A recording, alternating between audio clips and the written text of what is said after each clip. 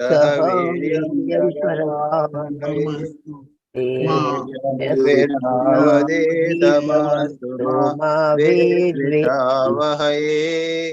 Om Shanti Shanti Shanti. Hari Om.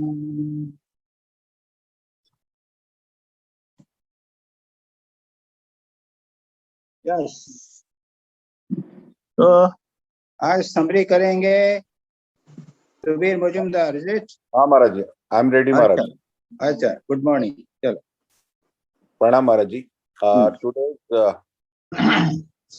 topic is from Spiritual Treasures, Letters of Swami Turiyananda Maharaj ji, letter number 31 to letter number 44. okay. Swami Turiyananda quotes extensively in these letters from Srimad Bhagavad Gita.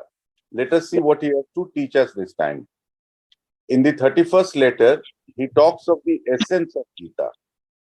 He quotes Thakur, who said that if we repeat the word Gita again and again, it becomes taggy, meaning renunciation.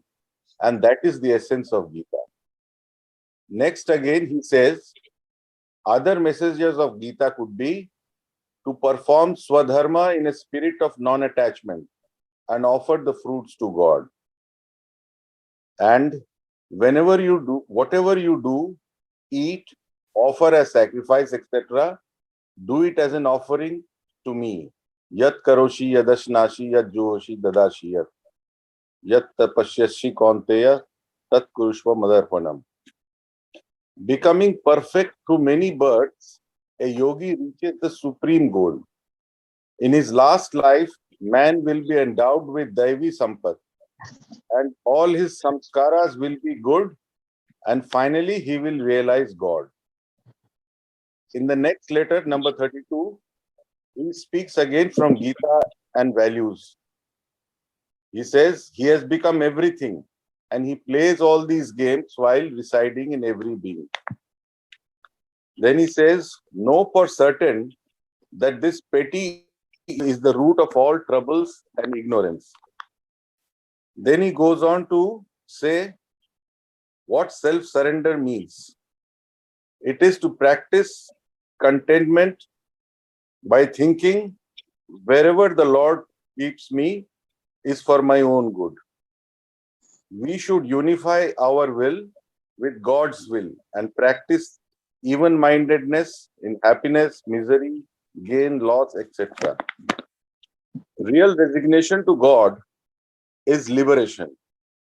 Then he gives examples of a housewife who is pregnant and after giving childbirth, who does not have to do any work but play with the baby, just as a realized soul only enjoys the bliss of God. Another attitude towards Lord is to always stay at his door, like the example of kitten given by Thakur in Kathamrita. In letter number 33, he talks of faith or Shraddha. He who is full of faith obtains knowledge, says the Gita. In Katha Upanishad, he talks of faith of Nachiketa. As is one's faith, so is one's spiritual growth. In letter number 34, Swami Turiyananda urges not to discontinue our sadhana ever, even if the body is not well. Let affliction and body take care of themselves, Thakur used to say. You dwell in bliss. Vyasa said, he who thinks that he can think of God after solving life's problems is just like a person waiting for the waves of the ocean to subside. So always do sadhana, don't wait for the right moment. In letter number 35, he speaks of karmafal and mind. One achieves perfect health as a result of great virtue. Disease, bereavement, suffering, bondage, misfortune, all are results of one's bad karma. One can minimize suffering by taking refuge in God. More important than a healthy body, he says, a person requires a healthy mind to practice spiritual disciplines. Mind only remains good through good works. So one should be watchful of one's purity of action. Next, he speaks of dualism and non-dualism. He says dualism and non-dualism are also connected to mind. When we assume the attitude of I am not the body, I am not the mind, etc., we are non-dual. And when we do worship, it is a dualistic attitude. We need dualistic worship to achieve the non-dual, as we live on the dualistic plane, which helps to purify our attitude. Also, it is extremely difficult to take up the non-dual attitude. Hence, Swami Turiyananda quotes from Gita, 12th chapter, 6th and 7th slok, in the path of bhakti. He says, Ye tu sarvani karmani mai sanyasya matparah ananya naiva yogena mam dhyayanti upasate. Tesham aham samudharta mrityu sankhara sagarat bhavami nachirat partha maya veshita chetasam. If one truly depends on God, one receives help from him. Mere prattling is of no use. Learn to explore your mind and see what tendencies are there inside. Purify these tendencies and offer them to God. On the whole, spiritual life is not a joking matter. Those who have dispassion and no yearning for action follow the path of knowledge. Those who have not developed dispassion and in whom desires persist should follow the path of action. And those who have innate feelings of love and devotion, take delight in my word, are neither attracted to world nor complete dispassion, should follow the path of devotion. In letter number 36, he speaks about desires and says, desires really become bad when they are against the injunctions of the scriptures or motivated by evil. There are different instructions for different aspirants. If one performs one's own duty, one will endow his nature with divine qualities. People with strong desires for enjoyment should first fulfill them. Desire for God is not a desire, as it releases the soul, just like hinche shak or sugar candy, which have medicinal properties and are not the bad sugar. Next, he speaks of discrimination of work, which is very difficult, and thus gives the example of Thakur, where he offers all except the untruth. In letter 37, he says, hold the attitude that within me art thou, art outside art thou. I am the machine, you are the operator. He gives examples of the Vyad from Vyad Gita of Mahabharata, who attained knowledge in previous word, but behaved with total composure in doing his duty that came to his lot as Prarabdha. In letter 38, he says, when Divine Mother awakens herself in our hearts, we become free from troubles. Her grace comes only when we offer our body and mind fully to her. Therefore, always pray to the Mother and remember her in the midst of all your activities. Letter 39, he says, practice, practice, practice sadhana without selfish motive. Cultivate love and devotion to God. Then automatically the mind will withdraw from the worldly objects. In letter number 44, it is all about tiksha, forbearance. The only way to be free of the pair of opposites is to meditate on the Atman. Then we won't be disturbed by them. Second chapter of Gita, 14th slok, Shri Krishna says, heat, cold, pain, and pleasure will come. As senses come in contact with objects, they are impermanent. So forbear. The slok is like this: Matra sparshastu kaunteya sitoshnu sukha dukkhada agama apayano anityam tam titikshvasva bharata. He who forbears survives. Thakur thus mentions the three shas. Je shoy she roy. Je na shoy tar na shoy. Tulsidas says suffering is same for both the wise and the ignorant. While the ignorant is miserable, the wise endures calmly. In letter 41, Swami Turiyananda says, your nature will not allow you to be without work. So it is better to work with the spirit of dedication to the Lord. One cannot think of God continually. It is not for everyone. So engage yourself in the service of human beings as God. Work with your hands and pray to the Lord with your mind, that He always remains in your heart and guides you. Letter 42, he discusses the nature of jiva, mind and prana, etc. Letter 43, he says, mind and health are closely related and we have to look after ourselves.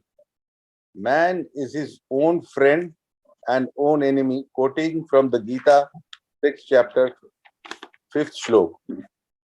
Uddharet atmana atmanam, na atmanam avasadayet, atmaiva hyatmano, bandhur atmaiva ripuratmanah.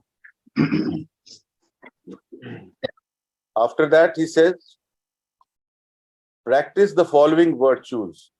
To be aware of the perception of evil. Of what? Birth, death, old age, sickness, and pain. Be aware of these. And secondly, he says, practice non-attachment and non-identification of the self with children, wife, home, etc. Again, he quotes Gita chapter 30, 8th and 9th shlok.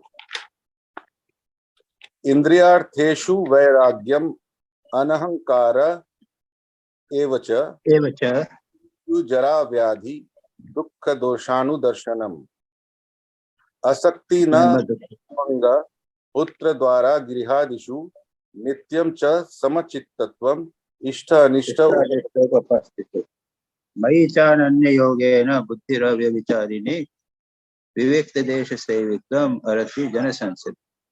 ठीक है. Quoting from then after that, quoting again from Gita 9th chapter, he says, sorry Maharaji, even people who are of low birth, they attain liberation after they take in me. अपिसु दूसरा चेचो भजते मान अन्य भाग.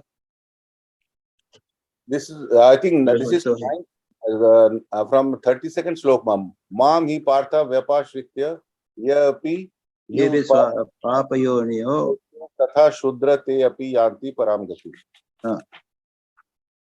And lastly, he quoting from Vishnu Puran, he quotes from King Yayati, who said, enjoyment cannot be satiated with enjoyment. It increases more and more as fire fed by melted butter. Therefore, shun all desires, and only that will bring joy in life. न जातु काम कामानां भोगे न उपशाम्यति हविषा कृष्ण वर्त में वह भूयो अभिधीयते. बहुत प्रसिद्ध श्लोक है कि जिस प्रकार अग्नि में आप हवि देंगे तो अग्नि बुझती नहीं है, बढ़ती चली जाती है. इसलिए भोग से भोग कम नहीं होते, नष्ट बढ़ते चले. ठीक है, हो गया. ये तो एक्चुअली ये स्वामी जी ने तो कोटेशन किया है गीता से, और ये लेक्चर्स, ये जो लेटर्स हैं वो सब सेपरेट हैं. लेकिन एडवांटेज ये है कि सभी एक ही व्यक्ति को लिखे गए हैं. अगर आप देखेंगे तो एक्स को लिखे हैं, तो उसमें एक तारतम्य है. स्वामी जी ने पहले जो बात कही थी वो दूसरे में कही नहीं कही है. एक कंटिन्यूटी भी है और सेपरेटनेस भी है. मोर इम्पोर्टेंट इज ये this things have to be lived, क्योंकि गीता की बातें हैं. और तुरानंद जी जो है वो ऑलमोस्ट जैसे गीता के जीवंत विग्रह थे.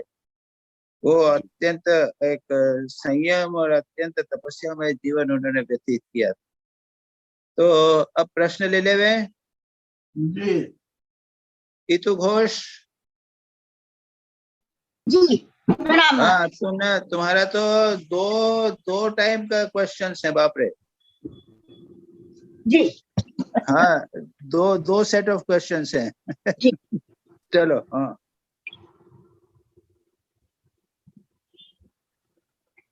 पूछो। क्या हुआ संजय, ये तो सुनाई पहला नहीं दे रहा। हाँ,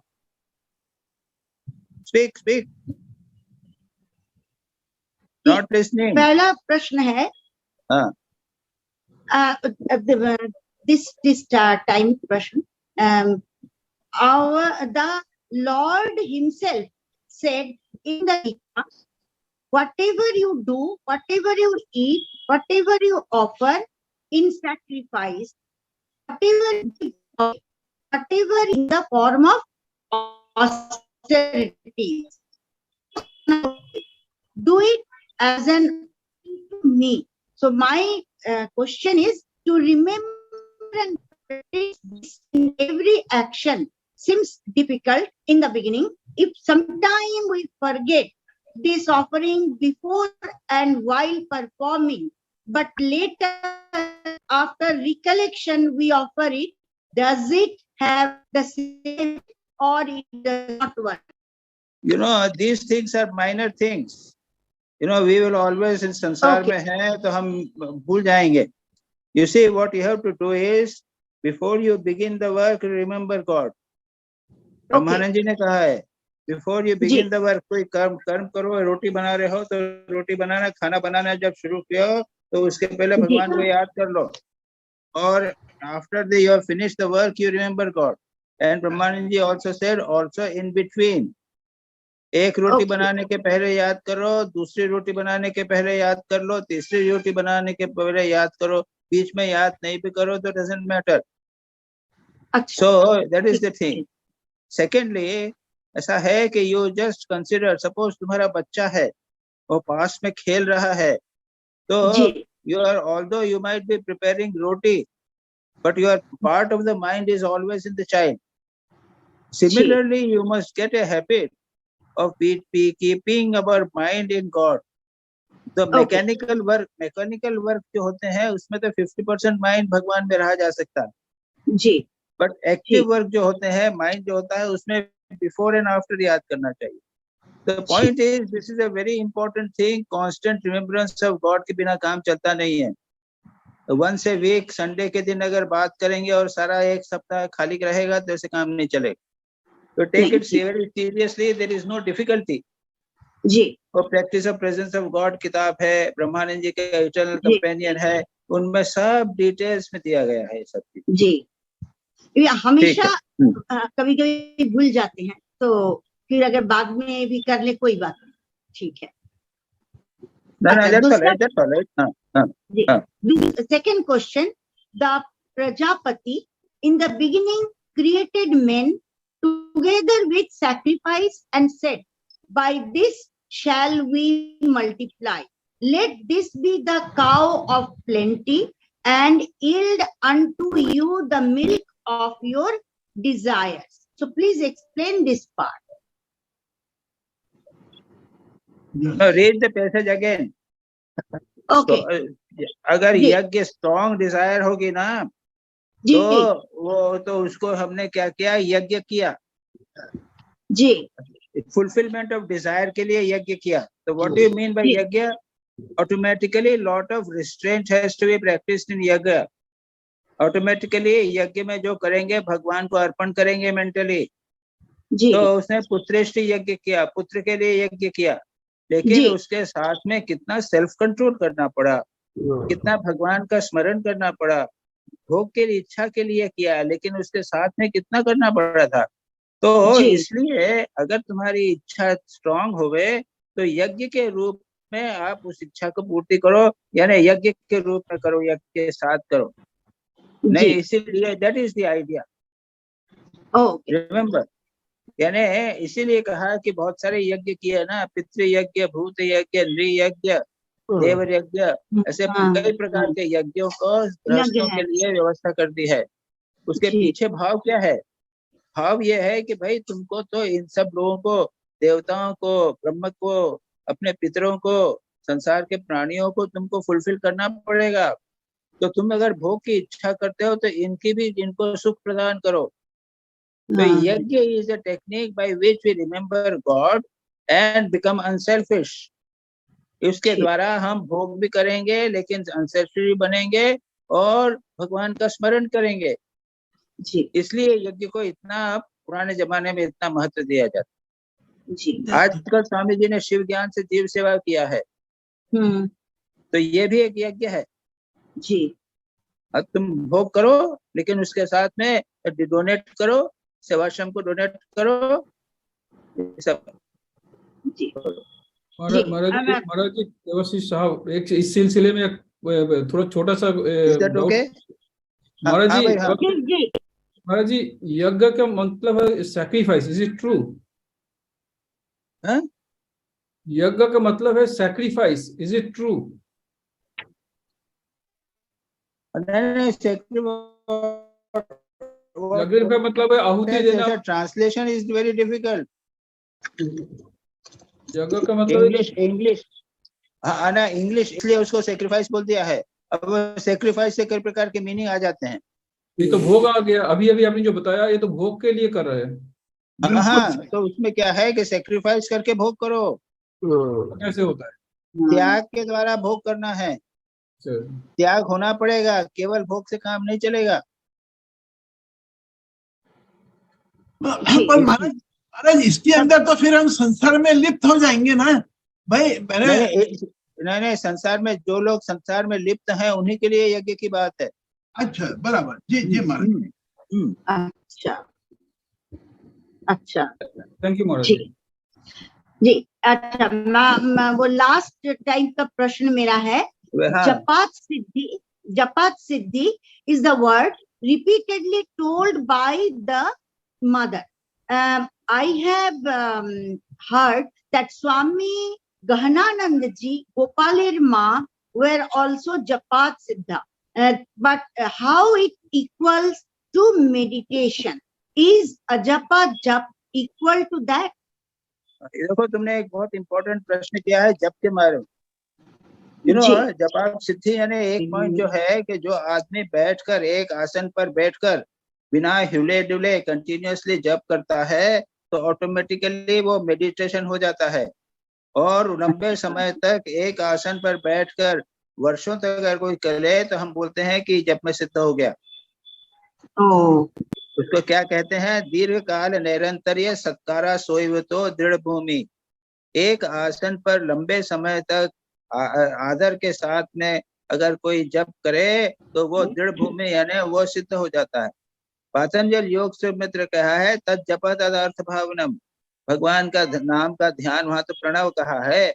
प्रणव हो या कोई भी भगवान का नाम हो, विष्णु हो, राम हो, कृष्ण, राम कृष्ण हो, किसी भी नाम को तब अर्थ के साथ चिंतन करने से ततः प्रत्यक्ष चेतन अधिगम, उससे क्या होता है? अंतर, हमारे अंतर जो आत्मा है उसका साक्षात्कार होता है। तो ये जब साक्षात्कार हुआ तब हम कहेंगे कि ये जप में सिद्ध हो गए। तीसरा मीनिंग ये भी हो सकता है कि जप से सिद्धियां प्राप्त होती हैं। एकाग्र मन से अगर करें तो सिद्धि, दूरदर्शन, हम पता चल जाता है कि फलाना फलाना व्यक्ति जो है वो कष्ट में है। उसको कैसे हुआ? ये जब से सिद्ध कर सकते, वो कई 100 मील दूर भी होगा तो उसको पता चल जाता है। तो ये तीसरा मीनिंग भी हुआ। और चौथा मीनिंग होता है जब सिद्ध का ईश्वर दर्शन, ईश्वर साक्षात्कार, वो जिसको हमने अभी डिस्कस किया। मोस्ट इम्पोर्टेंट जो है वो प्रत्यक्ष चेतन प्राप्त हुआ और परमात्मा का हमने हृदय में साक्षात्कार किया, ये हुआ जपात सिद्धि। महाराज जी, ठीक है? महाराज जी, ये ऐसा जप जिसको हम मेडिटेशन कहते हैं, इसके लिए सारी कंडीशंस फुलफिल करनी, जो आपने कहा कि निरंतर्य सत्कार सेवितो तभी जाके होगा। मतलब कोई अगर 4 घंटे बैठा रहे तो वो मेडिटेशन नहीं होगा, क्योंकि उसका मन इधर उधर भी हो सकता है। इट हैज टू बी केवल बैठने का जप, उसमें आसन की बात तो है। उसके बाद में तद अर्थ का चिंतन करना पड़ेगा। जी, all the conditions have to be fulfilled. All conditions have to be fulfilled, तभी तो जब में सिद्ध होंगे, नहीं तो कैसे होगा? जी जी एग्जैक्टली, हम्म, थैंक यू महाराज। हाँ, जी जी। मेरा सेकंड प्रश्न है, the abode of Lord Shiva is in the cerebrum. Brahman is concentrated energy. घनीभूत ऊर्जा. This is what, as we know. So Lord Shiva is not the same as Brahman. Please explain. अरे ये तुम वो ये घनीभूत ऊर्जा ये कहाँ से लाए तुम?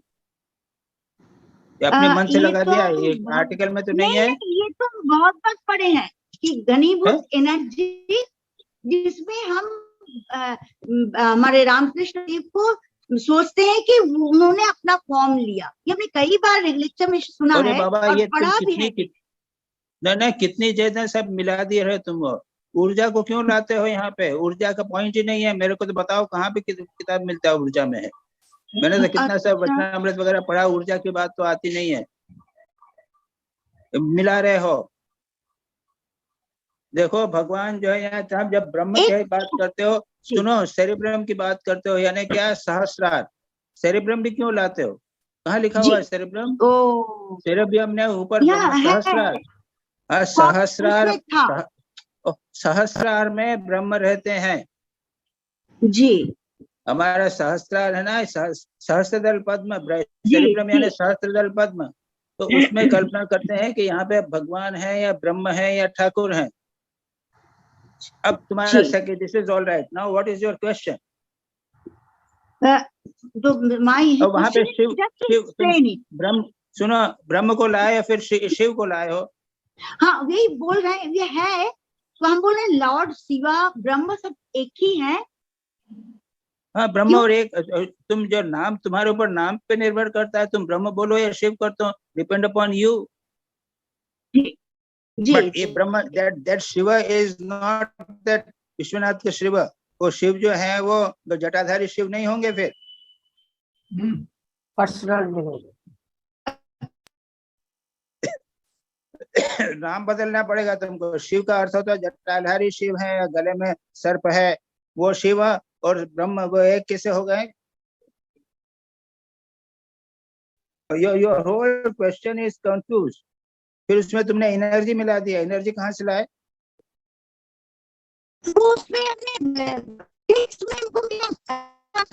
नहीं मिला, लेकिन ये फिर से बोलो, फिर से सुनाई नहीं दिया ठीक से। संजय जी महाराज, बाद में लेंगे वो एक जो क्वेश्चन है वो बाद में 4-5 उसके लोगों के बाद में लेंगे।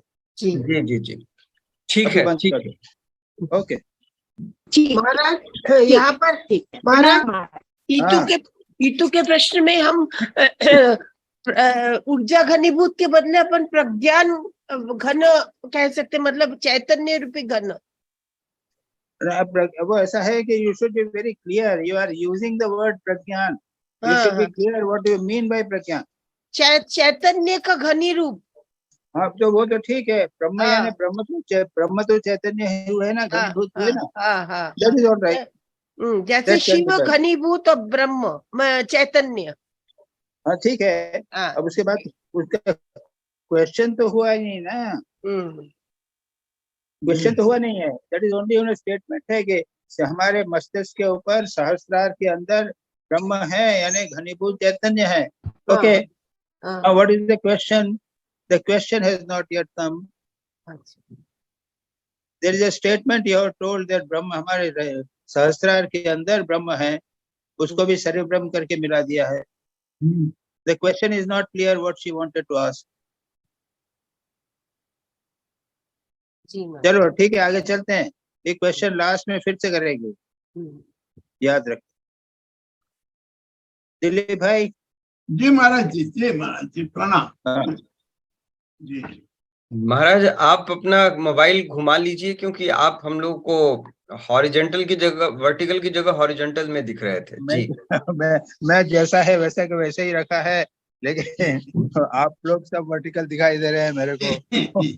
जी महाराज जी, जस्ट अ मिनट प्लीज। हाँ अब एक मिनट संजय, इज ओके? हाँ महाराज, अब ठीक है। हाँ ओके। हाँ महाराज जी, मेरा पहला सवाल है if the goal is not attained in this birth, it will be attained in the next. Only we must not forget the goal. How can we remember the goal in the next birth? Because we do not know in which yoni we will take birth. If the next birth is not in a man yoni, then how can we remember the goal? देखो ऐसा है कि जो ये लोग जो जन्म पुनर्जन्म की बात और कर्म की बात जो लोग मानते हैं ना, तो वो कहते हैं कि एक आदमी ने सारा जीवन बहुत अच्छा काम किया जी, बहुत सदाचार ठीक किया, अब आखिरी में अंतिम समय में कुछ चांस ऐसा आ गया कि उसके द्वारा मर्डर हो गया, बहुत क्रोध में होकर मर्डर हो गया, तो वो एक बुरे कर्म का इतना पावरफुल था कि पहले के जो कितने सब जो है वो दब जाते हैं और अगले जन्म में वो पशु बन गया। बराबर। उसके बाद में उस जन्म में जो तुम्हारे पाप के कर्म है वो समाप्त हो गए और नेक्स्ट जन्म हुआ तो फिर मनुष्य जन्म प्राप्त। अच्छा, राइट। और जो पहले का जन्म के जो सब सुकर्म है, सब स्मृति है, सब बनी रह जाती। राइट। और एक से दृष्टांत दिए गए, मेरे को अचानक मिला नहीं, लेकिन महाभारत में ऐसे दृष्टांत हैं। बड़ा अच्छा दृष्टांत है कि एक व्यक्ति जो था वो बहुत अच्छा था, उसके बाद में वो पुनर्जन्म हुआ तो वो ऐसे दूसरे किसी में गया और वहां उसको पता चला कि अरे मैं पहले ये था, अब ये था, अब मैं संसार में नहीं पड़ूंगा। तो वो रहता था और बिल्कुल चुपचाप रहता था, कुछ काम नहीं, यानी बसता था कि मैं मेरे से कोई पाप न हो इत्यादि इत्यादि। तो उसके भाई लोग थे कि ये सब जो है मूर्ख है, गधा है, यानी बिल्कुल जड़ भरत है, जड़ भरत। हाँ जड़ भरत। वो हिरण बन गए थे जी। हाँ, उसके बाद में फिर वो हिरण बना, तो सारी स्मृति बनी रही थी जी। तो ये कभी कभी जो कर्म दूसरे कर्म जो हैं वो ज्यादा प्रबल हो जाते हैं और पहले के कर्म को दबा देते। बराबर जी महाराज जी। अच्छा महाराज जी, एक सवाल मेरे दिमाग में ये आया है कि आई डोंट रिमेम्बर, पर कोई धर्म में ये कहा जाता है कि जिसको मनुष्य जन्म मिला है तो उसका दूसरा बर्थ होगा तो वो भी मनुष्य जन्म में ही होगा। अब भाई ऐसा है कि ये जड़ भरत का तो है, कोई हिरण बना या क्या बना, ये बराबर आपका। हाँ, पर तो अपना मत है भाई, अब क्या बताएं अब। Okay, right. पर कोई धर्म ये बताते हैं कि मनुष्य दूसरा जन्म भी मनुष्य का ही लेता है। हाँ, ये भी बताते हैं जी। Now my next question is, if a person practices this attitude of resignation sincerely and wholeheartedly, he attains liberation by God's grace. My question is, how can one surrender to the Lord? What he has to practice? Just by telling surrender to God and sit idly, will he attain liberation or he will need God's grace? अरे ये surrender की बात जो इतनी आसान नहीं है, सबसे डिफिकल्ट है। बोलना बहुत आसान है, शरणागति जो है ना सबसे कठिन साधना है जी। अरे मैं ध्यान जप कर सकता हूँ, त्याग कर सकता हूँ, एक पैर पे खड़ा रह सकता हूँ, ये सब कर सकते हैं, लेकिन शरणागति अत्यंत कठिन है। उसको अगर तुम केयरफुली पढ़ोगे तो वहां पे कंडीशन दिए हुए हैं, कंटेंटमेंट होना चाहिए, यूनिटी विद वंस गॉड, इच्छा के भगवान की इच्छा के साथ में उनको मिला हुआ होना चाहिए, मन एवर शांत, मन हमेशा सुख दुख में हमेशा हैप्पीनेस और मिजरी में शांत रहना चाहिए जी।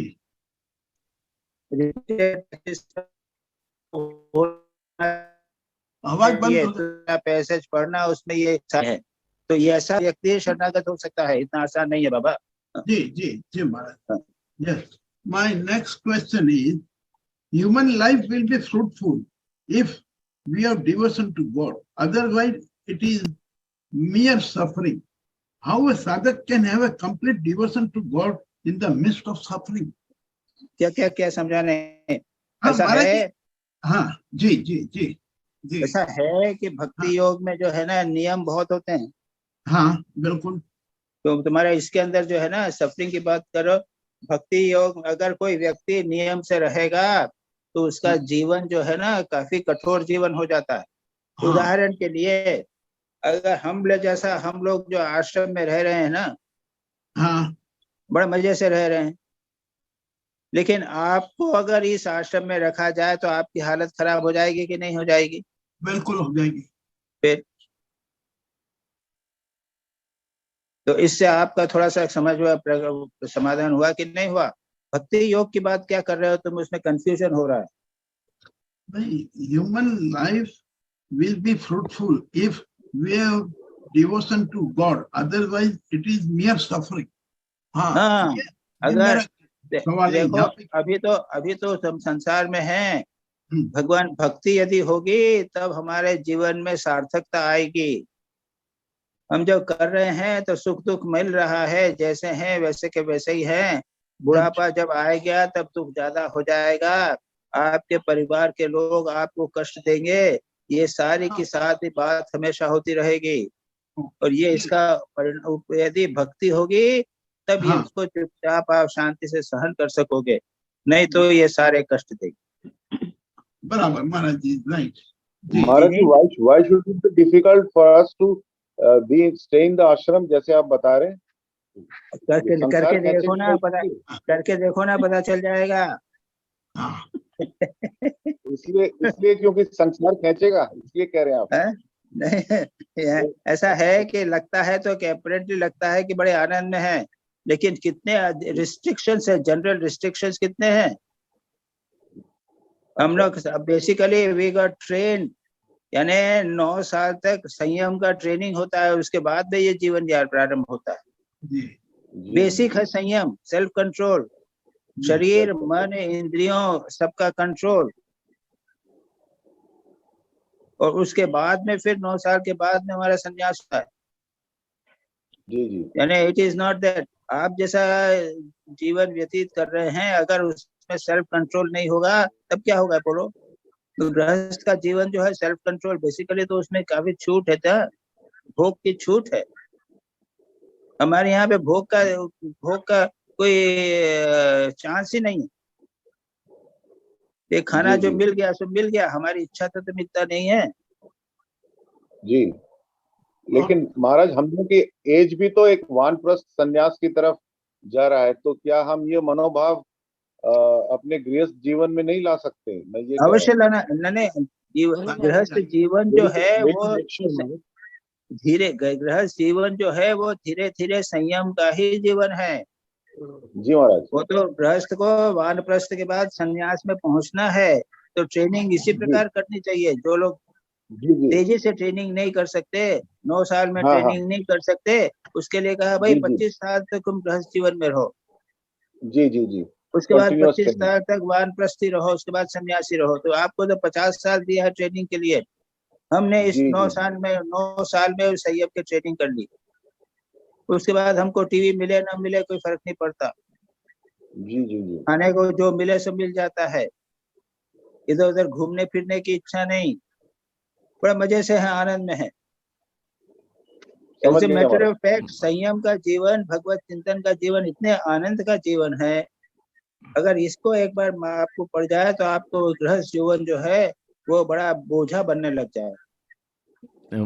महाराज, even in the short term when one goes and stays निर्जन में जाते हैं, normally the pull of the family or the so called duties towards like social commitments and all, ये मन में इतने बार आता है कि मतलब you are really not at peace, and अधिकतर समय तो आप यही स्ट्रगल कर रहे हो कि ये सब चीज कैसे भूल जाए। ये तो क्वेश्चन का जवाब तुमको मिल ही गया ना।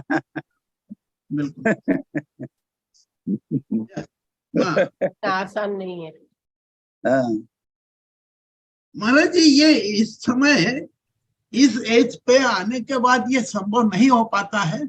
मैंने एक प्रैक्टिकल देखा कि आश्रम के अंदर कोई IIT पास अमेरिका में सर्विस करने के बाद वे ब्रह्मचारी बन के आए, और जब उनको पहले दिन झाड़ू लगाने का कहा और उसका कुछ समय बाद मेरी उनसे बात हुई तो महाराज जी ईगो कितना भारी खत्म किया जाता है आश्रम में, इसका ये ज्वलंत उदाहरण मैंने देखा।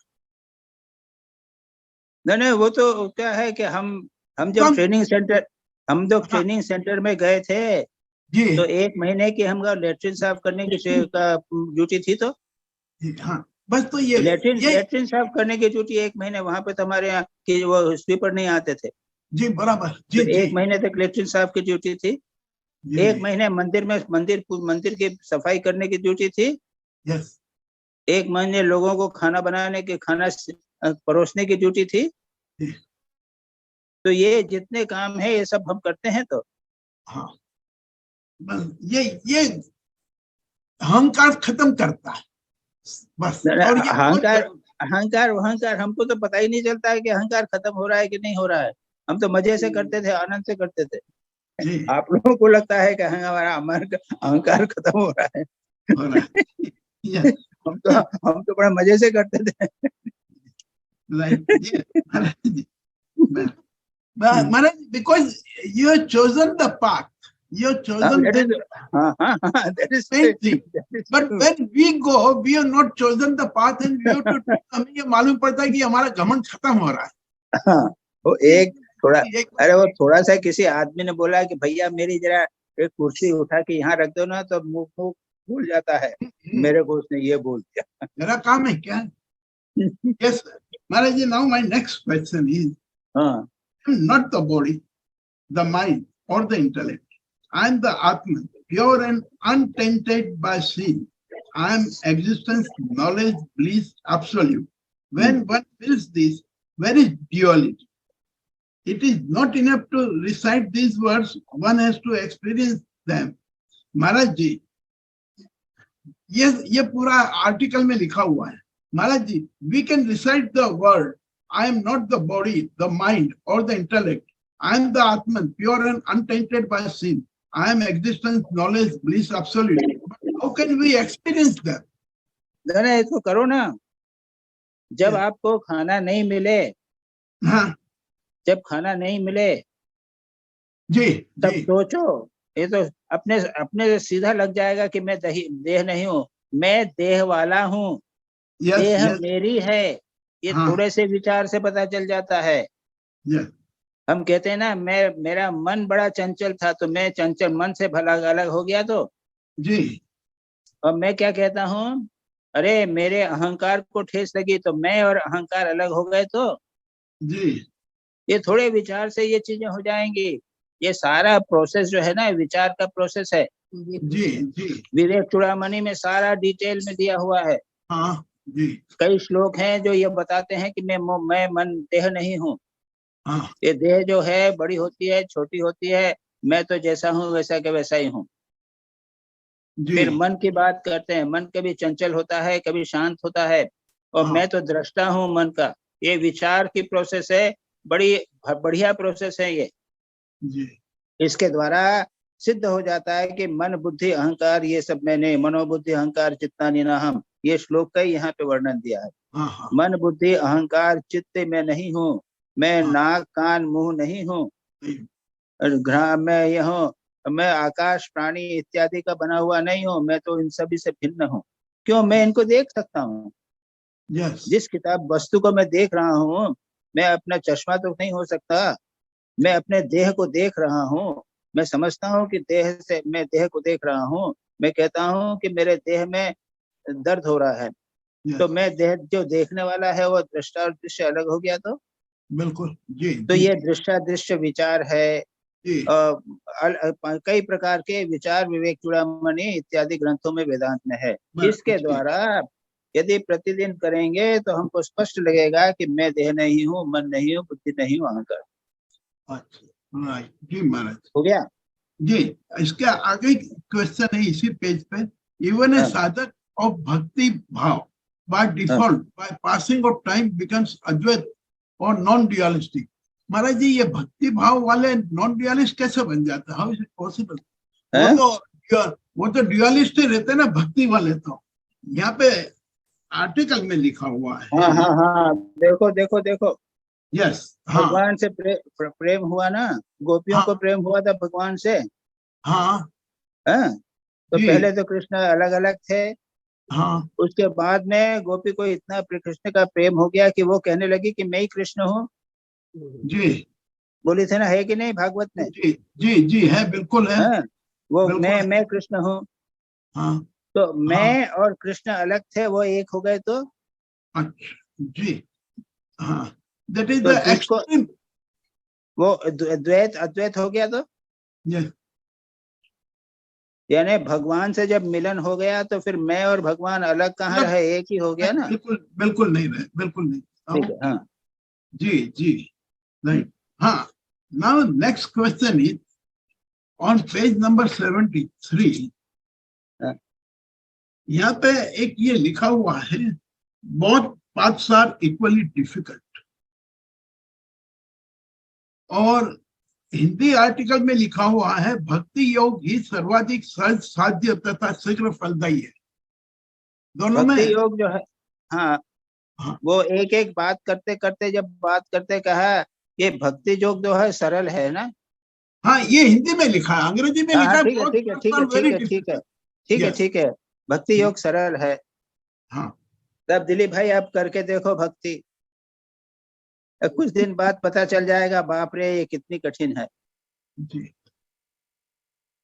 हाँ इतनी सरल, ठाकुर खुद बोलते हैं भक्ति जो है वो सरल है, फिर धीरे से बोलते हैं इतनी सरल भी नहीं है। भक्ति अगर आगे चलोगे तो सर्वस्व का त्याग करना पड़ेगा भगवान के लिए, तब हाँ नानी दादी याद आ जाएगी, है कि नहीं? सब जी समय निरंतर भगवान का भजन करना पड़ेगा, जप करना पड़ेगा, 1000 हाँ 10,000 20,000 जप करने पड़ेगा, ये भक्ति योग है ना। जी। तो कठिन है कि नहीं? तो महाराज जी इसमें लिखा हुआ है हिंदी में, यह भक्ति योग ही सर्वाधिक सहज साध्य तथा शीघ्र फलदायी हाँ है। हाँ हाँ हाँ हाँ हाँ, बिल्कुल ठीक बता है, ये हाँ तुलना की दृष्टि से है। हाँ जी भक्ति योग जो है अन्य साधनाओं की दृष्टि से सरल है, हाँ लेकिन संसार की दृष्टि से अत्यंत कठिन है। ओके जी जी हालत खराब हो जाएगी, करके देखो ना। जी महाराज जी। और तुमको तो जानते हो, तुम खुद ही बोलोगे कि हाँ मैं जानता हूँ कठिन हाँ है। हाँ ये तो बिल्कुल कठिन चलो जी। चलो। ओके हाँ next, if you Maharaj R G, ये मैंने देखा है स्वामी जी लोग जो अपने शिष्य हैं उनको उनके हिसाब से एडवाइस देते थे, जैसे कि यहाँ पे एक्स को कह रहे हैं कि भक्ति योग सरल है, और स्वामी शिष्य संवाद में स्वामी जी अपने शिष्य शरद को कहते हैं कि ज्ञान योग is very simple and very fast. हाँ, वो So अपने he अपने अलग probably अलग felt प्रकार that के हैं, ठीक बात है। लगा कि हाँ शरद जो है more suitable for हाँ, ज्ञान योग। चलो आगे। हाँ महाराज जी ये एक पैराग्राफ है पेज नंबर 74 में, यह पढ़ने का मेरा जो सोच था वो यही है कि जिस पैराग्राफ में लिखा उसी स्थिति में हम लोग अभी गुजर रहे हैं क्या, ये है पैराग्राफ। आपकी इजाजत से मैं पढ़ूं क्या? If you carefully reflect on the above passage, you will easily ascertain who is fit for which kind of yoga. There are not many persons whose minds are completely withdrawn from sense objects. Therefore, the followers of the path of knowledge are very few. Those who are very much attached to worldly things cannot remain without doing any work. Hence, those who are in between, that is to say, who are not completely dispossessed, nor too much attached to the world, those who have faith and devotion to God, if they're following the yoga of devotion, they will soon attain knowledge. The yoga of devotion is easy to practice and yields quick results, and it begins with a dualistic attitude. Afterwards, when by the grace of God, this attitude has developed non-dualistic awareness down by itself. Enough for today. ये इन्होंने लिखा है। तो महाराज जी हमारी भी ये स्थिति चल रही है संसार हाँ में। ठीक है, चल रही, चलने दो जैसे चल बिल्कुल रही है। जो इन्होंने ठीक है ठीक है ठीक है। बराबर। Now my next question is, Maharaji, once we have surrendered all our actions to the God, then all the karma done by us loses all the bondage of good or evil results. Am I correct? Further, what is the meaning of the practice in the form of austerities? This is page नहीं number. नहीं नहीं, ऐसा है जी, कि ये देखो, ये surrender की बात जो है ना, हाँ, ये मेरे को जमती नहीं है से पूछा जाए तो। अच्छा, ऐसा है कि वो तो यद यद करोषि यद स्नाति यद जुहोषि ददासि तत् यद तपस्यसि कौन्तेय तदस्व कुरुष मदर्पणम।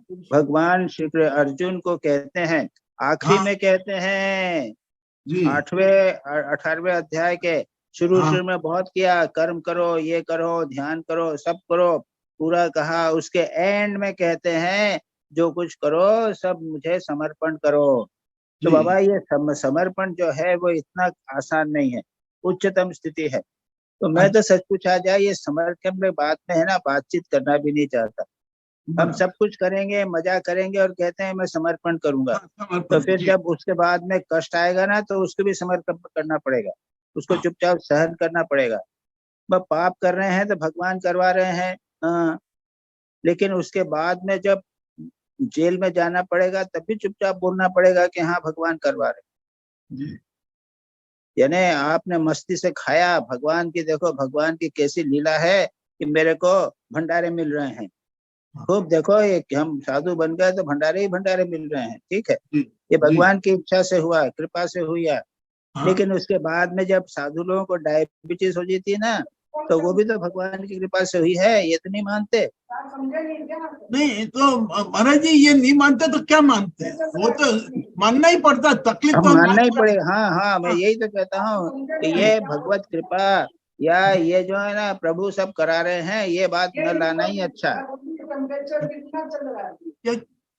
अरे हम करते तो हम कुछ है, हम हमेशा कुछ सब कुछ स्वयं करता हूँ, मैं कर रहा हूँ, मैं खा रहा हूँ, मैं कहता हूँ मैं भगवान करा रहे हैं, ये जमता नहीं है। नहीं, बराबर, ठीक, चलो। Okay, now my one question more. God is doing everything, residing within us as the power of consciousness and the power of action. So my question is, I am the doer, but at the desire of God. Whether you believe it or not, then all the evil karma done by me are not my karma, because I am simply a doer. It is God's desire that I am doing. Am I correct? तो ये आपने अभी discuss हो गया तो हो गया, ये ऊपर हो गया. Now my only last question. Oh my mind, you dwell in bliss. It is like a mantra jap. No. हाँ, ये मंत्र नहीं. Okay, जी महाराज. बस. चलो सुबीर मजूमदार. हाँ प्रणाम महाराज जी, अभी पूछता हूँ. महाराज पहला क्वेश्चन एक्चुअली लास्ट 9 तारीख के टॉपिक से है. On page 54, 22nd letter, Swami Turiyanand says, knowledge is twofold. One part arises from scriptures and other is revealed by discrimination. So one part arises from scriptures, तो हम समझते हैं knowledge. ऐसा है. What does he mean by revealing of knowledge by discrimination? ये शास्त्र ज्ञान जो है, वो शास्त्र ज्ञान हमने शास्त्र पढ़ के, हमने जो शास्त्रों को पढ़ा ना, गीता पढ़ा, भागवत पढ़ा, वेदांत पढ़ा, हमारे 2 साल तक हमने ट्रेनिंग में इतने शास्त्र पढ़े हैं, उससे जो ज्ञान प्राप्त हुआ है ना, वो शास्त्र ज्ञान. जी. लेकिन हमने जब खाया क्या कि मिठाई का पूरा वर्णन पढ़ा हमने, मिठाई ऐसी होती है, वैसी होती है, अच्छी लगती है, लेकिन जब मिठाई को खाएंगे तो जो डायरेक्ट एक्सपीरियंस से ज्ञान होगा वो ज्ञान. तो यहाँ पे जो डिस्क्रिमिनेशन की बात कही ना, वो एक्चुअली यहाँ पर रियलाइजेशन की बात. जो शास्त्र जो एक्सपीरियंस रियलाइजेशन से होता है, वो डिस्क्रिमिनेशन यहाँ यूज किया है. Actually realization is the better word. Okay, ठीक है. Realization of the experience. हाँ ठीक है महाराज. दूसरा सवाल महाराज जी, ऑन पेज 84, ये इस टाइप के टॉपिक से ही है, लेटर 42 से. Swami Turiyananda speaks of cosmology as spoken of in Sankhya philosophy, Mahabharata and Gita. Please explain, ये कॉस्मोलॉजी क्या होता है? कॉस्मोलॉजी यानी प्रकृति पुरुष का संसार के जगत की सृष्टि कैसे हुई। अच्छा, हाँ, और उसमें और गीता में बताइए है प्रकृति सूयते, है ना, हाँ। वो क्या है, वो सब पूजा है ना। हाँ, मैं ये अष्ट- मयाध्यक्षेन प्रकृति सूयते सदा, हाँ, हेतुना नेव हाँ। जगत परिवर्तते। तो मेरे परिवर्तते। द्वारा मैं कंट्रोल करके प्रकृति जो है वो जगत की सृष्टि करती है और परिवर्तन करती है। ये मेरी इच्छा से हो रहा है, यानी प्रकृति के माध्यम से हो रहा है। तो यहाँ जब प्रकृति की बात आती है तो ये कॉस्मोलॉजी यानी जगत की सृष्टि स्थिति प्रलय जो है ये प्रकृति से हो रहा है। ओके। हाँ, अच्छा, तो इसको सृष्टि की बात है। कॉस्मोलॉजी बोला। तो जो वेदांत सार में सारा डिस्कस हुआ है वो भी अरे कॉस्मोलॉजी है महाराज? गीता में ही तुमको मिल जाएगा। 9वें अध्याय में देखो, बहुत जगह प्रकृति की बात कही गई। अष्टधा प्रकृति। हाँ, और वेदांत सब जगह है, ये सब शास्त्रों में मिल जाएगा। वो जगत की सृष्टि वगैरह का बताना है ना, इसलिए। अब वो पहले उस जमाने में ये आपका आजकल का मॉडर्न जो था वो सब तो था नहीं, तो सभी ये जगत की सृष्टि कैसे हुई है इस प्रश्न होता है, भगवान कैसे संबंधित हैं। तो पुराणों में भगवान को बता दिया, भगवान विष्णु हैं, वो ऐसा ऐसा कर रहे हैं, जगत की सृष्टि हो रही है, ऐसा सब आ जाता है। और यहाँ पे सांख्य में जो है प्रकृति पुरुष को। जी जी जी, ठीक है महाराज, दैट्स ऑल महाराज। प्रणाम महाराज। अच्छा, आगे चलो। हाँ, that's all Maharaj ji, that's all हो महाराज। गया। और कुछ सवाल नहीं है। वो क्या है, नो मोर। प्रबुद्ध क्या है, पुरुष प्रबुद्ध नॉलेज हो गया सब कुछ ने क्या था। अच्छा, सतीश वेग जी प्रणाम महाराज। आ जाओ।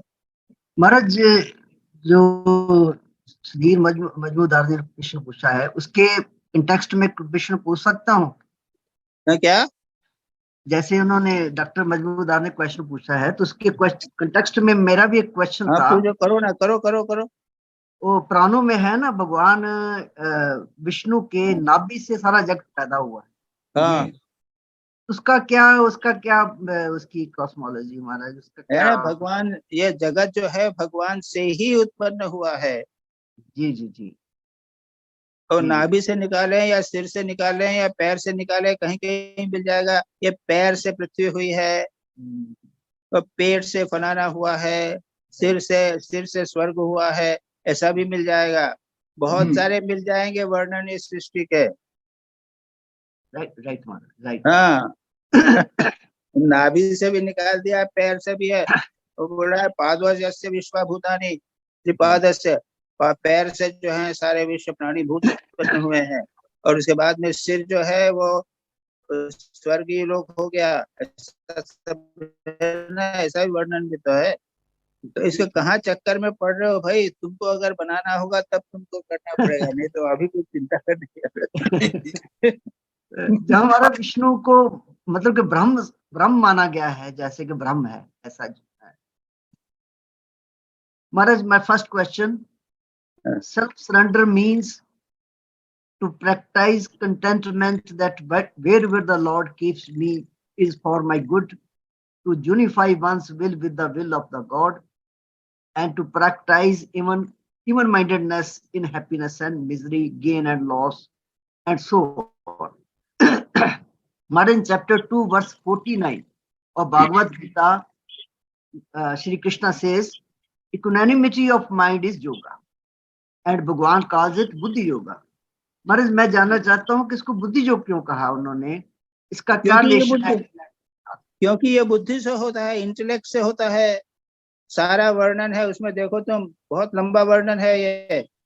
यानी वहां पे शुरू से लेके बुद्धि योग के करीब उसमें 10-12 श्लोक हैं उसी के साथ जुड़े हुए 9वें अध्याय के अंदर। राइट। ददामी बुद्धि योगम तेमुपयाति में कई जगह पे बुद्धि है। बुद्धि यानी इंटेलेक्ट, बुद्धि, समझदारी।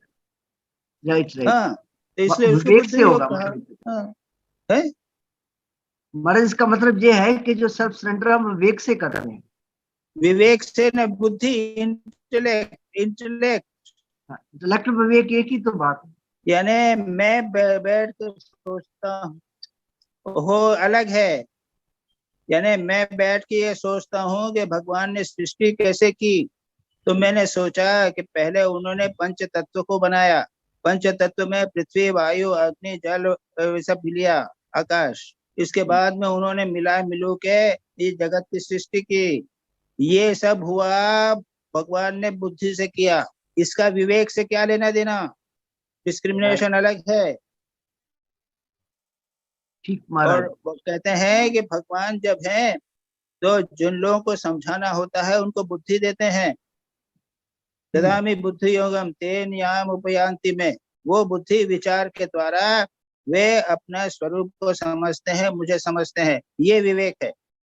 तो दो प्रकार के बुद्धि योग है। एक विवेक का बुद्धि योग है और दूसरा जगत की सृष्टि इत्यादि के बाल द्वारा बुद्धि योग। ठीक ठीक महाराज, बहुत बढ़िया महाराज। Second question, one can realize God by worshipping his Ishtam as Supreme Brahman. My question, can one have truly God realization without knowing what Supreme Brahman is? Isn't ज्ञान मिश्रित भक्ति superior to blind faith? तो मेरे कहने का purpose ये है कि महाराज तो भक्ति के लिए भी तो ज्ञान तो चाहिए ना। नहीं तो क्या भक्ति हो जाती है। तुम ये तो इष्ट को ब्रह्म, इष्ट और ब्रह्म क्यों ला रहे हो यहाँ पे? नहीं, तुम ब्रह्म को ला रहे हो अपने, तुम्हें अपने बुद्धि के साथ लिख रहे हो। जो अपने इष्ट को मानता है, भगवान मानता है, भगवान मान लिया उसने और भक्ति कर रहा है, वहां ब्रह्म क्यों लाने की जरूरत है? नहीं, इष्ट को जो जैसे सुनो, ये एक व्यक्ति है, उसको कृष्ण अच्छा लगते हैं, वो कृष्ण को भगवान मानता है और अपनी पूजा कर रहा है। उसको बोलो कि कृष्ण भगवान ब्रह्म है तो वो समझ में नहीं आएगा। तो भक्ति, प्योर भक्ति से भी तो भगवान की प्राप्ति हो सकती है। तुम इसको कंफ्यूज क्या मानता है वो? अगर ब्रह्म नहीं मानता तो क्या मानता है? भगवान मानता है। भगवान जिसने सृष्टि प्रलय की है वो मानता है। है? जो सृष्टि प्रलय करता है वो सब में वो भी नहीं जानता। वो भगवान क्या करते हैं मैं नहीं जानता। जी जी, फिर भी मैं तो भगवान जानता हूँ। भगवान क्या है ये मैं नहीं जानता जी महाराज, फिर भी उसको परम मुक्ति मिलती है। ओहो, भगवान एक बच्चा है ना, बच्चे को बोलो कृष्ण क्या है कि भगवान है, या भगवान क्या है? वो भगवान है। अब भगवान से पूछो क्या भगवान है, वो नहीं बताएगा भगवान। माँ ने बताया कि भगवान है, मैं पूजा करता हूँ। वहां पे आप ज्ञान क्यों ला रहे हो? पर जो महाराज जो समझ के करता है, जैसे कि हमने, अरे बाबा पहला प्रश्न तुम्हारा, बिना समझ के भी भगवान को प्रेम करने से, भक्ति करने से, उनको भगवान समझ के तुमको मोक्ष प्राप्त हो जाएगा, तुमको साक्षात्कार हो जाएगा। बस ये बात समझ लो। अब तुम चाहते हो कि इसको जोड़ना पड़ता, जोड़ो। उसके बाद जोड़ जाना चाहो जोड़ो। उसके बाद भगवान क्या है, भगवान का अर्थ क्या है, सृष्टि स्थिति प्रलय करने वाले हैं, भगवान यानी ब्रह्म है। तो अब चक्कर में पड़ो तुम। ब्रह्म का मतलब ही नहीं समझ में आता। हम अपने छोटी सी बुद्धि से ब्रह्म को समझते हैं और हम बड़े समझने लगते हैं कि बहुत अकल वाले हैं। तो अब कंफ्यूजन करो, तुम करना चाहो तो करो, बुद्धि को मिलाना चाहो तो मिलो। तो ये भी मार्ग है, ज्ञान मिश्रा भक्ति का मार्ग है, केवल भक्ति का मार्ग है। जी जी, ये मिक्स मार्ग हो गया। किसी भी मार्ग से चलो, कोई बात नहीं। इष्ट मेरे ब्रह्म है, ये ज्ञान मार्ग हो गया। ज्ञान मिश्रा भक्ति हो गई और केवल भक्ति भी हो गई। जिस मार्ग से चलो कंफ्यूजन नहीं होना चाहिए। मैं बोल रहा हूँ तुमको, प्योर भक्ति से भी प्राप्त होते हैं, उसमें ज्ञान मत मिलाओ। जो लोग जानते हैं प्योर भक्ति, वो प्योर भक्ति से मिलते हैं। जी महाराज। ये कितने लोग हैं? 90% लोग तो प्योर भक्ति वो ब्रह्म जानते ही नहीं है।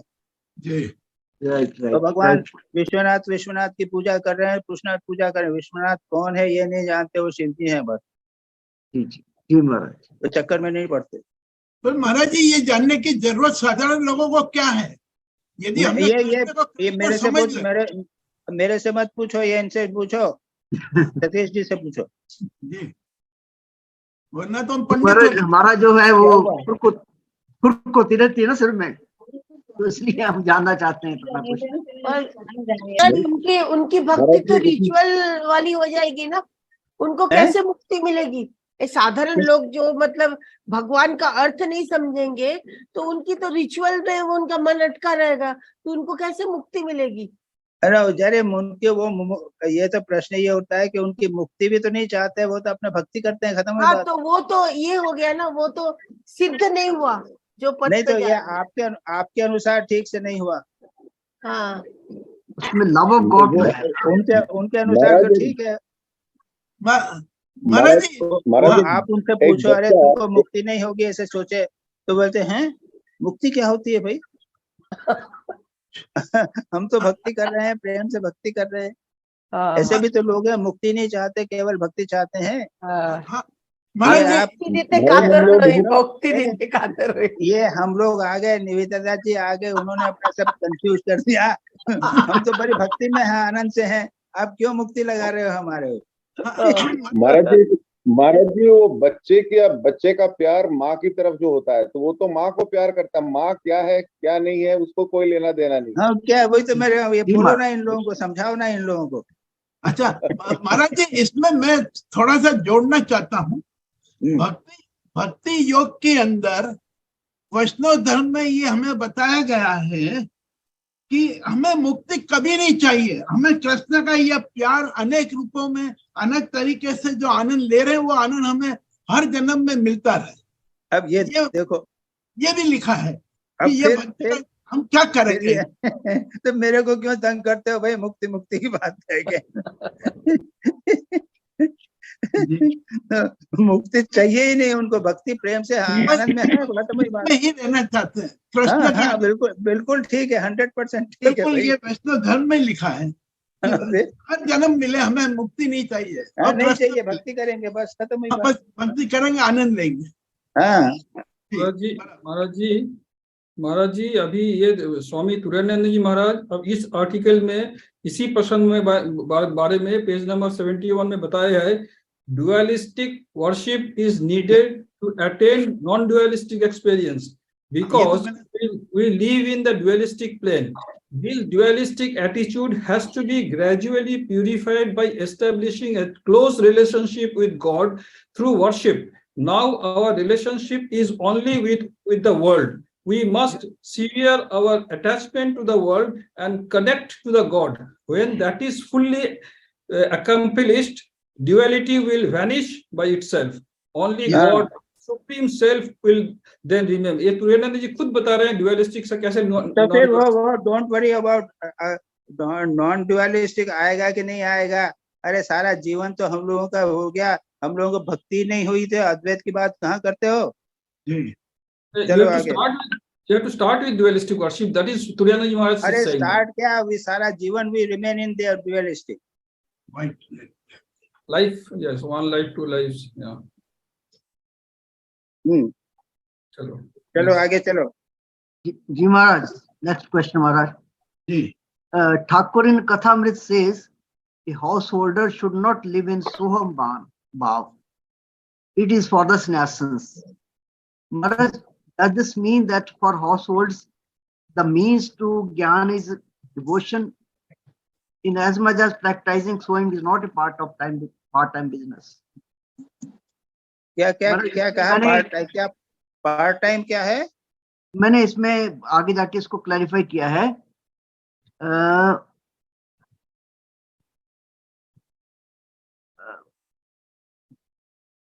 I want, how do we household practice soham sadhana और meditation? अगर वो हमारे लिए नहीं है तो हम कैसे प्रैक्टिस करें?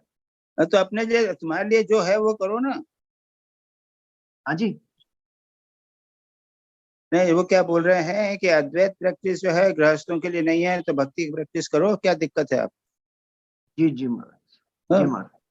तो हम सोहम भाव नहीं ला सकते कभी कभी, मतलब कि जब मेडिटेशन में बैठे हुए? अब करो ना, तुमको किसने मना किया है? ला सकते हो, लाओ, लेना चाहो तो।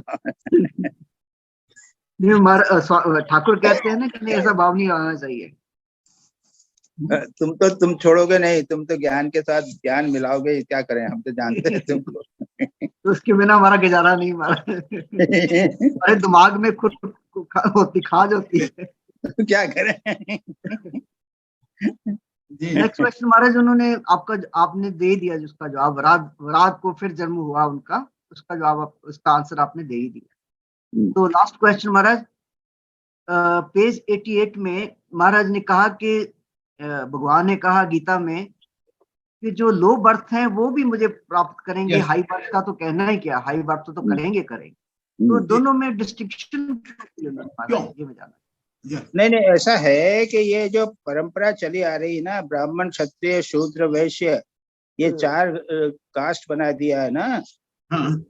तो ब्राह्मण को श्रेष्ठ मानते हैं, शूद्र को लो मानते हैं। तो भगवान कहते हैं कि अरे ब्राह्मण तो मुझे प्राप्त करेंगे ही, शूद्र भी मुझे प्राप्त करेंगे, ये भगवान कहना। जी जी जी महाराज, इसमें क्या दिक्कत? Otherwise there is no difference between cultured and uncultured. जब भक्त नहीं, हो गया जहाँ तो तक भक्ति का प्रश्न है, भक्ति वाले भी जो प्राप्त करेंगे, मुझे प्राप्त करेंगे, जो जो जो शूद्र है वो भी मुझे प्राप्त करेंगे, कोई दिक्कत जी। महाराज जी, इसमें थोड़ा फर्क आ रहा है, वो मैं पढ़ रहा हूँ। जो लोग मेरा आश्रय लेते हैं वे चाहे पापा योनि में भी उत्पन्न हो, स्त्री, वैश्य या शूद्र हो, पर जो कोई भी मेरा आश्रय लेता है वो निश्चय ही उत्तम गति को प्राप्त करता है। ये एग्जैक्ट ट्रांसलेशन है श्लोक का। हाँ, अब नीचे और उसके आगे लिखा है, और जो लोग उत्तम योनि में उत्पन्न हुए वे मेरी शरण लेने पर उद्धार पाएंगे, इसमें तो संदेह नहीं है। मानो he has made a distinction between the two. That is my question. नहीं, प्रश्न क्या है इसमें? मैंने जी नहीं, जो लोग शुद्ध योनि, उच्चतर योनि वाले हैं वो तो मुझे पाएंगे ही, और जो निम्न योनि वाले हैं वे भी मुझे पाएंगे। अब इसमें प्रश्न क्या है? सीधी तो बात है, ये इसमें प्रॉब्लम क्या है? नहीं तो महाराज जी, क्या है, हम लोग जो काम करते हैं संसार का, तो क्या हमें अधिक मेहनत करना पड़ेगी क्या ये ईश्वर प्राप्ति के लिए, बजाय कि ब्राह्मण के? अरे करो ना, ब्राह्मण भी जो है ना बिना मेहनत के मिलता नहीं है उनको, किसी को नहीं मिलेगा। अच्छा। बैठे रहने से। सिर्फ ये है ना कि कल्चर्ड हैं तो वो नियमित रूप से अभ्यास हो गया है, संध्या वंदना करना है, जल्दी उठते हैं, सब करते हैं, तो इसलिए थोड़ा सा आसान हो जाता है। और जो बेचारा शूद्र है, किसी को ट्रेनिंग नहीं हुआ है, सुबह से शाम तक काम करता रहता है, बैठने का टाइम नहीं मिलता, पढ़ाई लिखाई नहीं होता है, जब किताब नहीं पढ़ सकेगा तो ऐसे में थोड़ी सी दिक्कत होगी उसको। अच्छा, लेकिन मेहनत तो सभी को करनी पड़ेगी। जी जी जी, यस। प्रणाम महाराज, हो गए मेरे क्वेश्चन। ओके, आपके हो गए महाराज जी, आपने उद्धव गीता में इस विषय में बोला था, वो भक्ति योग के ऊपर एक पूरा चैप्टर है कि भक्ति करने वाले की कोई क्वालिफिकेशन की जरूरत ही नहीं होती। यस। हाँ, there are lot of categories आपने उसमें दिखाया था, starting from animals to various. हाँ, वो तो है, तो अलग अलग है, इसलिए वो कर दिया। हाँ, अच्छा जी। अब आइए शिवानी।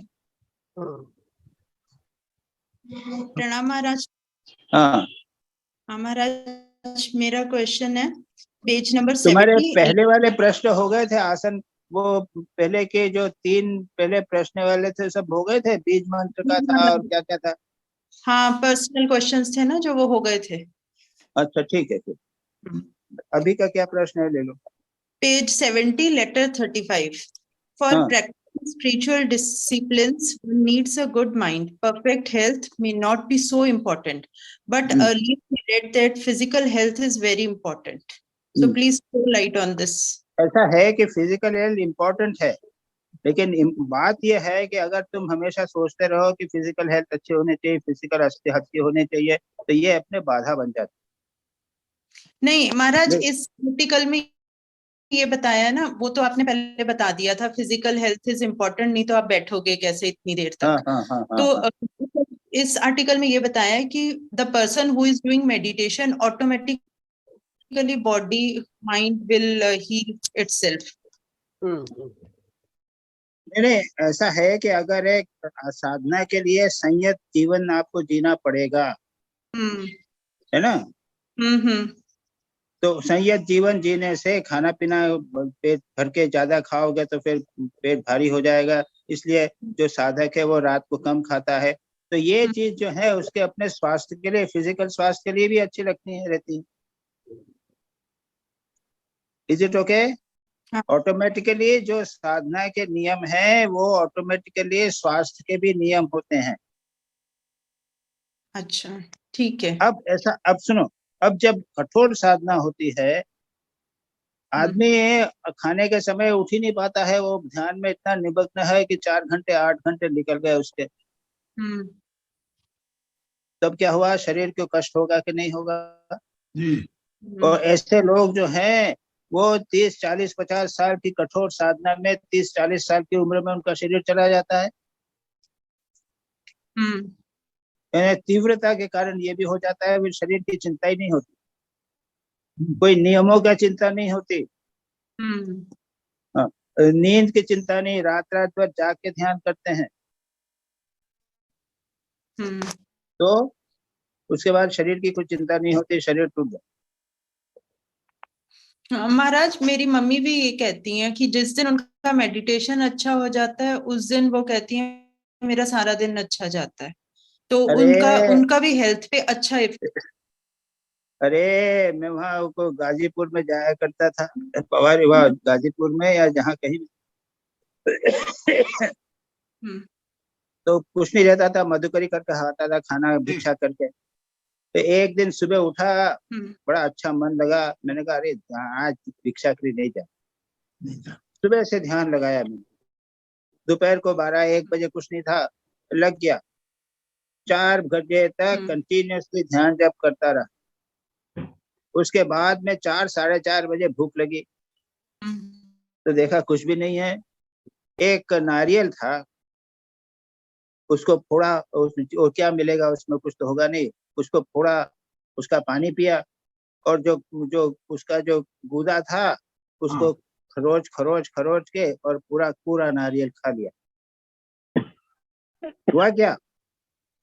2 घंटे बाद चक्कर आया मेरे को और उल्टी हुई, और जो गूदा था ना, वो जो गूदा खाया था वो एक गोला बन गया था। वो तो फाइबर होता है ना उसमें, तो कुछ तो ताकत तो होती नहीं है, वो जो है वो बिल्कुल एक गोला बन के और निकल के आया, और मेरे सारे गले को उसने छील दिया, खून आने लग गया।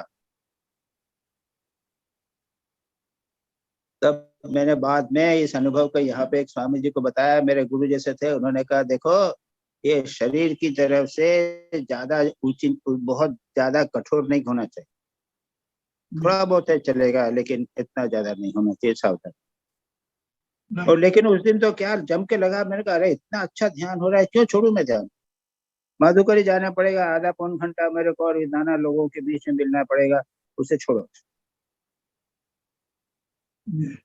तो ये दोनों बातें हैं, उसको ध्यान, ठीक है। अच्छा महाराज जी, यहाँ पे एक ये सवाल आके खड़ा है, जिसमें लिखा हुआ है, जो इन्होंने पढ़ा उसको मैं पढ़ रहा हूँ। Disease,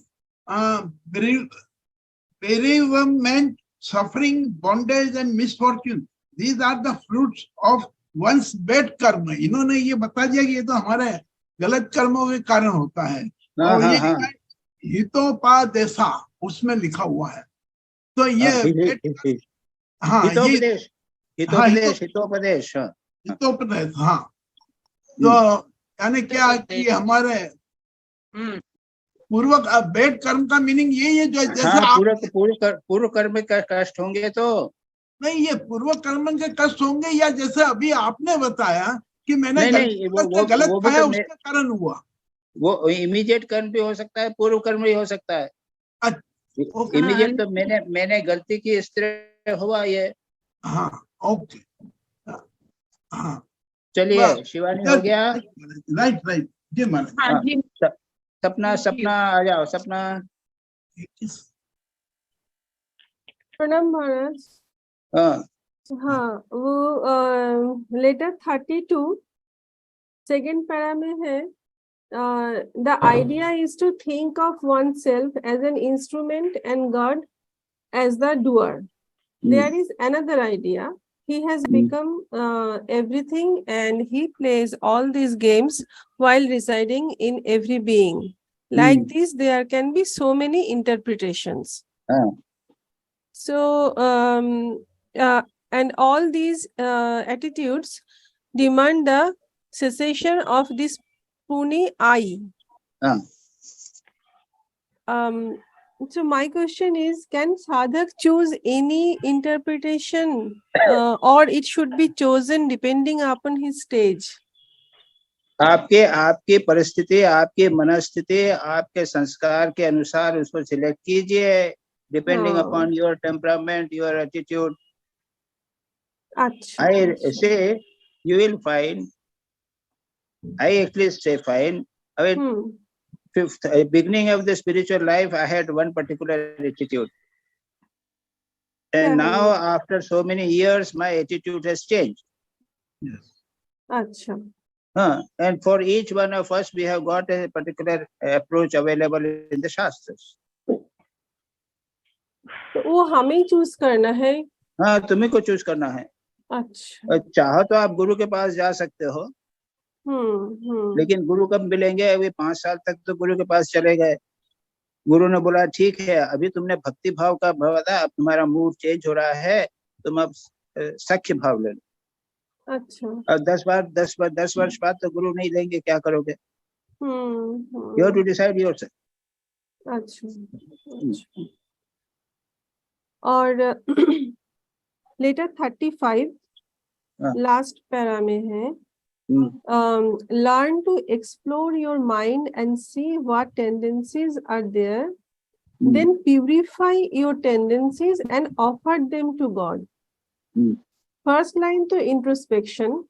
Now then purify your tendencies and offer them to God. इसको थोड़ा explain कीजिए महाराज. अब तुम्हारी टेंडेंसी पता लगाओ. जी. तुम्हारी कर्म की टेंडेंसी है, कर्म करना चाहते हो. जी. तो क्या करोगे? तो भगवान को समर्पित होकर कर्म करने का भाव लगो. अच्छा. अगर तुम इमोशनल हो, तुम्हारी टेंडेंसी इमोशन है, तो क्या करोगे? भगवान से प्रेम करने के करो. तुम्हारा क्रोध का भाव है, ज्यादा आता है गुस्सा, तो अपनी वासनाओं के अगेंस्ट क्रोध करो. अच्छा, प्यूरिफिकेशन का मतलब ये है. नहीं, आई मीन ये विभिन्न various purification of the tendencies. क्रोध है, क्या करूं, दबा नहीं सकता, ठीक है, तुम्हारी वासनाओं के अगेंस्ट क्रोध करो. मतलब विचार करके उसको जाए कुछ जो टेंडेंसीज जो हैं वो तो हमारी तो काम जब भावनात्मक है, इंटेलेक्चुअल है, इंटेलेक्चुअल टेंडेंसी है, तो हमने आर्टिकल लिखना चालू किया.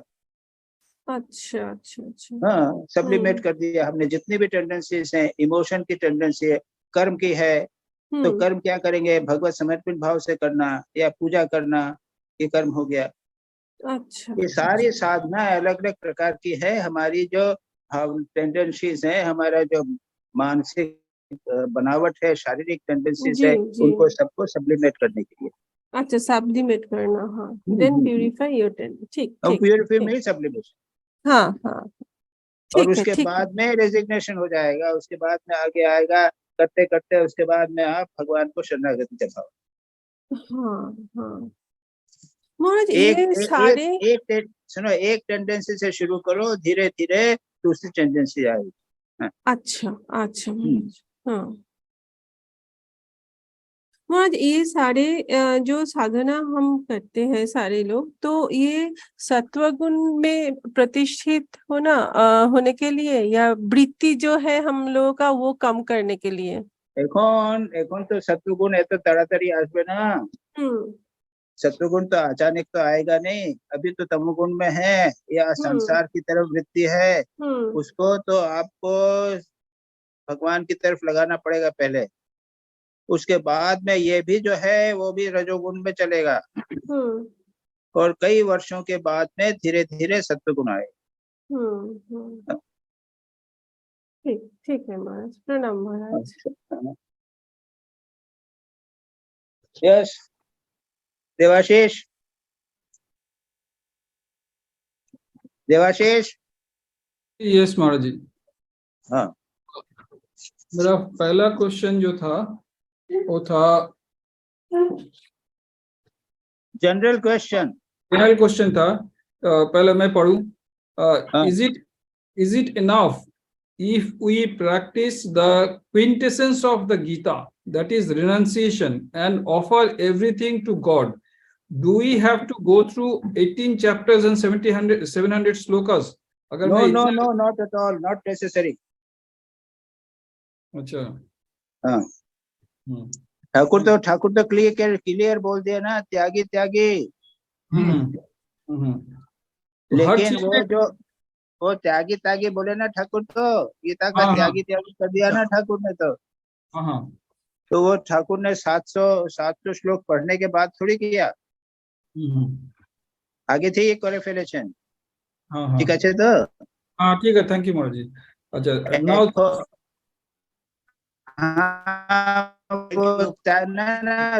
वेट ए त्यागी ठाकुर ने कहा एटाई गीतार देवाशीष. हाँ महाराज जी ना, बट किंतु ये जो त्यागी को जीवन में उतारना है ना, वे 700 श्लोकों से पढ़ने से भी कठिन है. अच्छा है, बुझ लेना. हाँ जी महाराज जी. वो गीता के उपदेशों को जीवन में उतारना ही तो सार है. जी महाराज. बस ठीक है महाराज जी, thank you Maharaj ji. Next question page 77 में है, what is meant by yoga of renunciation? Kindly explain. Yes.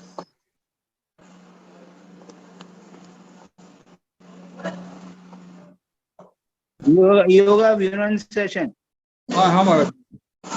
संन्यास योग युक्तात्मा तत्पुरुष मदर्पणम.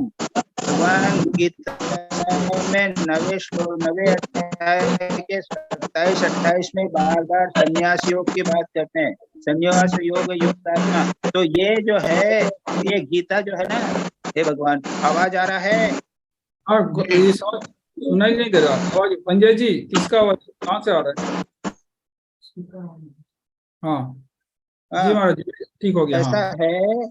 ऐसा है कि गीता के 9वें अध्याय के 27 और 28वें श्लोक में भगवान संन्यास योग की बात करते हैं.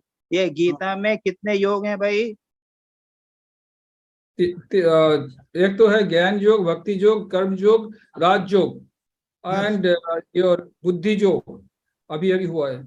और ये जो योग है संन्यास योग जो है, ये गीता में 18 योग तो है ना. सब हर एक चैप्टर को भगवान ने एक योग बना दिया.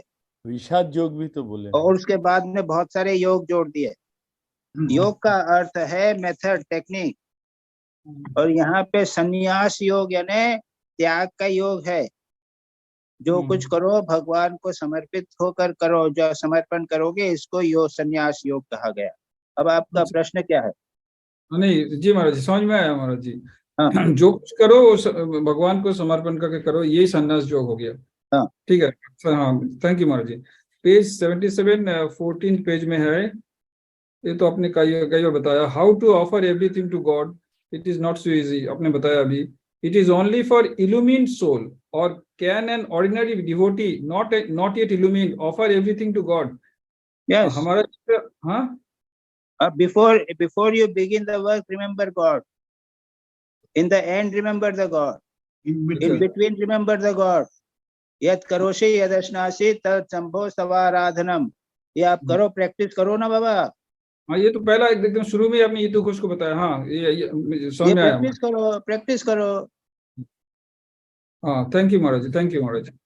नेक्स्ट क्वेश्चन है, God is doing everything residing within us as the power of consciousness and power of action. Power of consciousness तो समझ में आया, लेकिन what is power of action? अरे तो मैं जो काम कर रहा हूँ वो कैसे हुआ? तो पावर ऑफ एक्शन है. तो भगवान जो है वो पावर, मेरे में एक्शन जो है, शक्ति जो है, कर्म करने की शक्ति भगवान से आई है. ये बोल रहे हैं. और क्या? तो कॉन्शियसनेस से होता है सर महाराज जी. पावर की बात कर रहे हैं ना. कॉन्शियसनेस तो मेरे और क्या कहा वहां पे? क्या है कॉन्शियसनेस? नहीं, एक्शन हो रहा है कि नहीं? एक कॉन्शियसनेस है, वो मैंने मन से विचार किया, वो भी कॉन्शियसनेस से हुआ.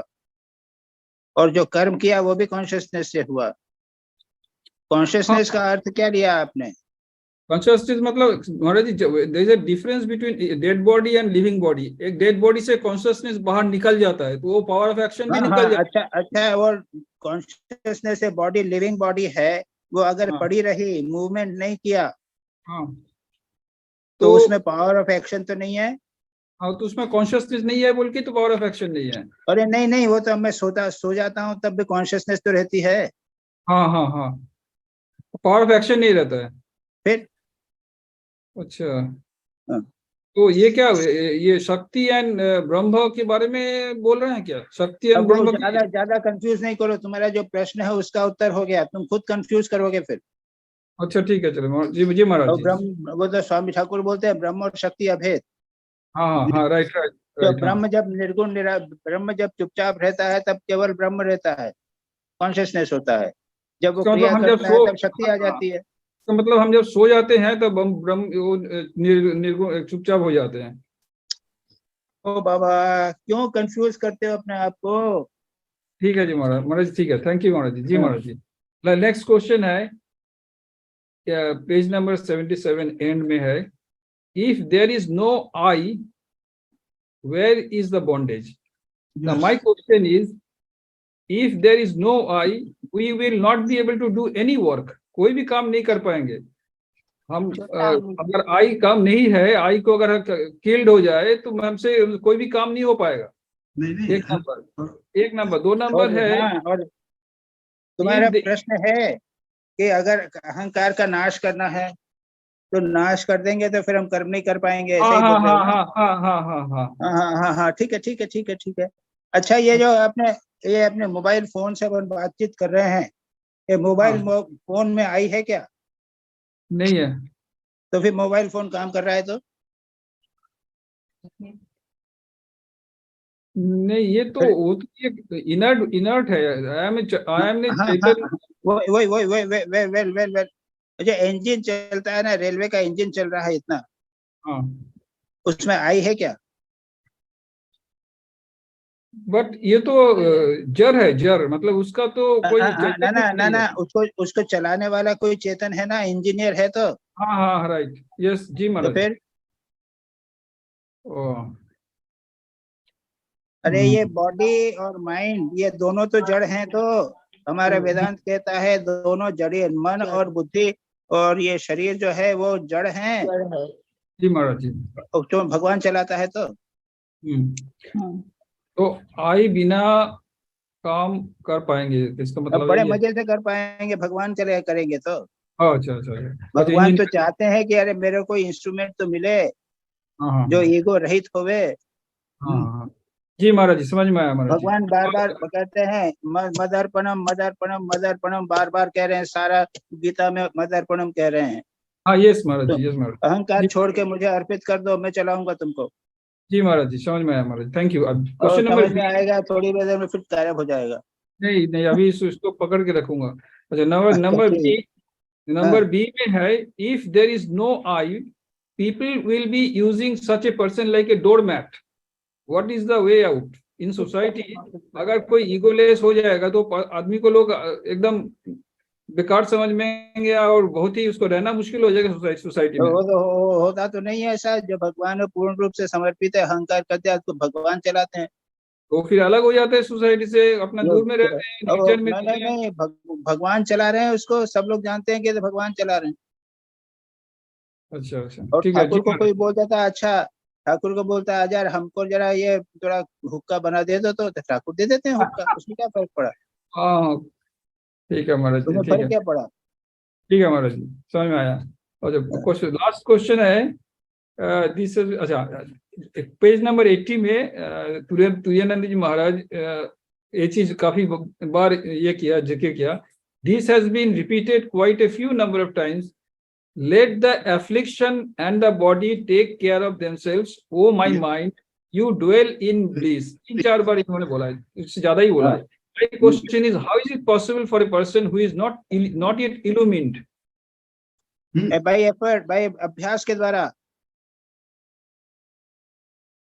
क्या है प्रश्न है? फिर से प्रश्न पढ़ो। प्रश्न है कि महाराज जी, ये जो है, कहीं किसी का बुखार हुआ है कि या किसी का हाथ कट गया है या किसी भी हो गया, तो उस समय में हम, जैसे ठाकुर जी का जब कैंसर हुआ था तब तुरानंद जी महाराज यही बोले थे उनको कि आप तो आनंद में हो। हाँ, तो ठाकुर जी ने बताया ये इसको, ये रास्केल को जो है पकड़ में आ गया मुझे, ये पकड़ लिया। तो वो तो ठाकुर जी के लिए ठीक है, अवतार पुरुष है, लेकिन ये स्वामी तुरानंद जी महाराज अपना लेटर्स में, ऑलमोस्ट ऑल द लेटर्स में ये चीज कई बार बोले हैं, let the affliction and the body take care of themselves, O my mind you dwell in others. वो जो जिसको लिख रहे हैं लेटर, एक बच्चे को बीमार है, 103 का बुखार है उसको, बच्चे को, लेकिन वो खेलता रहता है कि नहीं? अच्छा जी, खेलता है कि नहीं?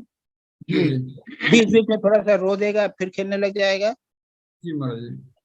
तो वो अपने मन में रहता है, मजे से रहता है, शरीर की चिंता ही नहीं करता। जी, तो ये अभ्यास के द्वारा है, प्रैक्टिस के द्वारा है, विचार के द्वारा अपने मन को भगवान में लगा के रखो तो आपको शरीर की जो है ज्यादा चिंता नहीं होगी। Thank you Maharaj ji, thank you, प्रणाम महाराज जी, प्रणाम, थैंक यू महाराज जी। निवेदिता, महाराज यहाँ पर जो ये अभी क्वेश्चन पूछा है ना, वो मदर वर्शिप के बारे में है, मतलब माँ के ऊपर, माँ के वर्शिप के बारे में, लेटर 38 में। जो हो, चलो तुम प्रश्न करो। तुम्हें पहला प्रश्न मेरा है, this is possible, is this possible to do non dualistic sadhana without dualistic sadhana? Yes. हाँ, ये मतलब जो ज्ञान, बहुत सारे लोग जो हैं वो भगवान में विश्वास नहीं करते हैं, वो अद्वैत वेदांती तो पूरा संप्रदाय है। तो वो लोग तो सिर्फ अद्वैत वेदांत विवेक वैराग्य से करते हैं, साधना करते हैं। मैं नहीं, शरीर नहीं हूँ, मन नहीं हूँ, चिदानंद रूप शिवोहम, ये साधना बराबर करते हैं। इसे क्या जरूरत है दूसरे भगवान, ड्यूअलिस्टिक आवश्यक की नहीं है। दूसरा प्रश्न है, it does not matter whether your actions are with desire और विदाउट डिजायर, और desire main thing is to offer action to God, then how can it be? मेरा प्रश्न है कि इसको कर्म योग कैसे मान सकते? जो सकाम योग है, सकाम हम कर्म कर रहे हैं, अगर मैं वो कर्म को भगवान पे डाल दूं, जैसे यज्ञ के बारे में भी आपने बताया, तो वो क्या कर्म योग हो जाएगा? भगवान ने, अर्जुन जो है वह युद्ध था, सकाम युद्ध था ना। जी, भगवान ने अर्जुन को ही कहा था ना कि जो कुछ करो तो मुझे समर्पित कर दो। तुमको युद्ध करना है, तुम्हारी ड्यूटी है। वो सकाम कर्म हो या निष्काम कर्म हो, जो भी हो, मुझे अर्पित कर दो। कर्मयोग में एक ये है ना कि अनासक्त होकर कर्म करना चाहिए, वो नहीं, वो ऐसा है कि जो भी हो, अगर आपने भगवान किया, मिठाई के लिए भी किया, उसके बाद आपने भगवान को समर्पित कर दिया, वो भी चल जाएगा, कर्मयोग हो जाएगा। यही हाँ। अच्छा, तीसरा प्रश्न अभी देवाशीष ने पूछा, वही है मेरा प्रश्न।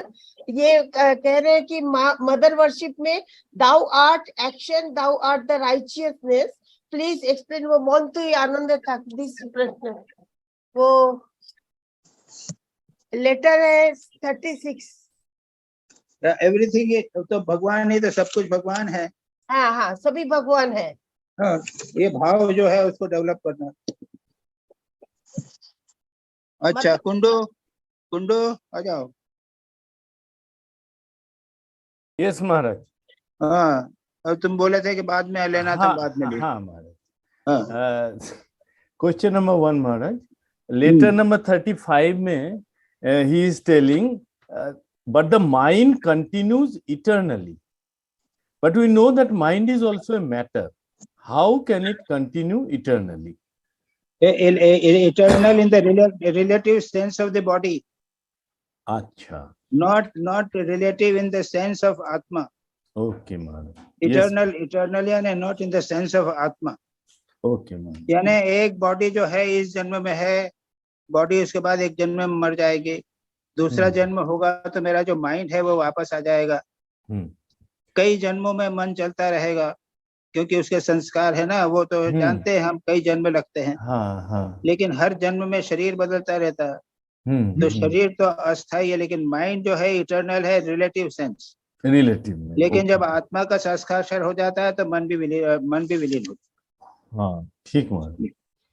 Then in the same letter, he is telling they are the yogas of knowledge, action, and devotion. There is no yoga other than these. So my question is, how about Raj Yoga? हम लोग तो 4 योग जानते हैं ना। तो ये 4 योग तुमको किसने बताया? 4 योग मतलब ये when Swami ji also said that combination नहीं, of स्वामी जी ने बताया ना, स्वामी जी ने बताया।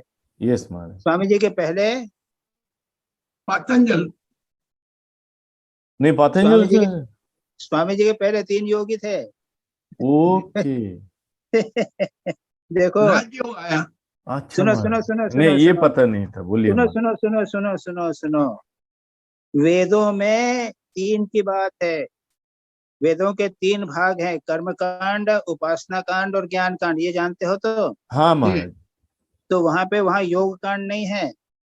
अच्छा महाराज। पहला कर्म कांड है, वो समझ में, और उसके बाद उपासना कांड है, उसमें विस्तार से उपासना वगैरह बताई गई है। उसके बाद ज्ञान कांड है। अच्छा, ये जो है ये हमारा वैदिक पाठ था। कर्म कांड, उपासना कांड, ज्ञान कांड, ये 3 योग ही थे। वो श्रमण संस्कृति जो हुई, मागधान संस्कृति, जो बुद्ध और महावीर के कारण हुई थी, इसमें योग आया था। उसने योग का हमारे को समावेश किया है। तो ये एक अच्छी तरह इम्पोर्टेंट, अच्छी तुमने अच्छा प्रश्न अच्छा किया है, इट्स वेरी इंटरेस्टिंग। तो ऐसा है कि ये राजयोग बाद में स्वामी जी ने किया है। ये लेटर है। गीता में क्या है? गीता में भी की जो चैप्टर्स है ना, उसमें केवल एक चैप्टर, 6ठा चैप्टर है, वो है ध्यान योग का, है ना? हाँ महाराज। अच्छा, गीता को डिवाइड किया जाता है 3 सेक्शंस में। पहले जो 3 हैं, ये 6 श्लोक हैं, 6 चैप्टर हैं, ये कर्म से संबंधित हैं। अच्छा। दूसरे 6 चैप्टर्स हैं, ये उपासना से संबंधित, भक्ति से संबंधित हैं। और तीसरे जो लास्ट 6 चैप्टर्स हैं, 13 से लेकर 18 तक, उसमें ज्ञान का वर्णन किया गया। अच्छा। ये पतंजलि योग ने राजयोग का समावेश किया, ये ध्यान। यस महाराज। ओके महाराज जी, 9th चैप्टर तो कहते हैं राज विद्या राजगुह्य योग। राज विद्या राजगुह्य तो पढ़ो ना उसको, वहां पे क्या है? राजयोग दिया है क्या? No, that is called that it is योगो को राजा है, मतलब is the highest of the yoga. तब राजयोग क्यों ले रहे हो उसको? राजयोग क्यों करते हो? महाराज एक चैप्टर में है ना, वो ध्यान लगाने के बारे में बताते हैं, कैसे कुशा पर वो कर्मशाला रख के सीधा। 18वें चैप्टर में ना, महाराज उससे पहले जो उन्होंने केवल 6ठा चैप्टर है, उसमें दिया है बस, और कुछ नहीं। 6ठे चैप्टर में दिया, केवल 6ठे चैप्टर में है। राइट। और बाकी नहीं है। पहले 5 चैप्टर कर्म योग के हैं, 6 चैप्टर भक्ति योग के हैं, 6 चैप्टर ज्ञान योग के हैं। केवल एक चैप्टर जो है वो राजयोग का है, यानी ध्यान का है बस। ठीक है। Then you understood. Then actually भगवान ने तो 18 योग कर दिए ना। Then Maharaj, last question Maharaj. When the mind becomes pure and calm, the body also becomes free from ailments. This is in letter number 38. So my doubt is it so? We have seen that throughout his life, even Sri Sri Thakur suffered different types of ailments. नहीं, इसके ये हमने discuss कर लिया है। हाँ, 2 बातें हैं। एक तो ये है कि अगर आप थोड़ा सा संयत करके करोगे तो आपका शरीर ऑटोमेटिकली ठीक रहेगा। और लेकिन अगर जब तेजी से करोगे तो शरीर आपका टूट जाएगा। स्वामी जी का शरीर टूट गया, ठाकुर का तो दूसरी बात है, उन्होंने तो कैंसर जो है गिरीश कंठ घोष के पाप को लिया था, वो बहुत उच्च स्थिति है।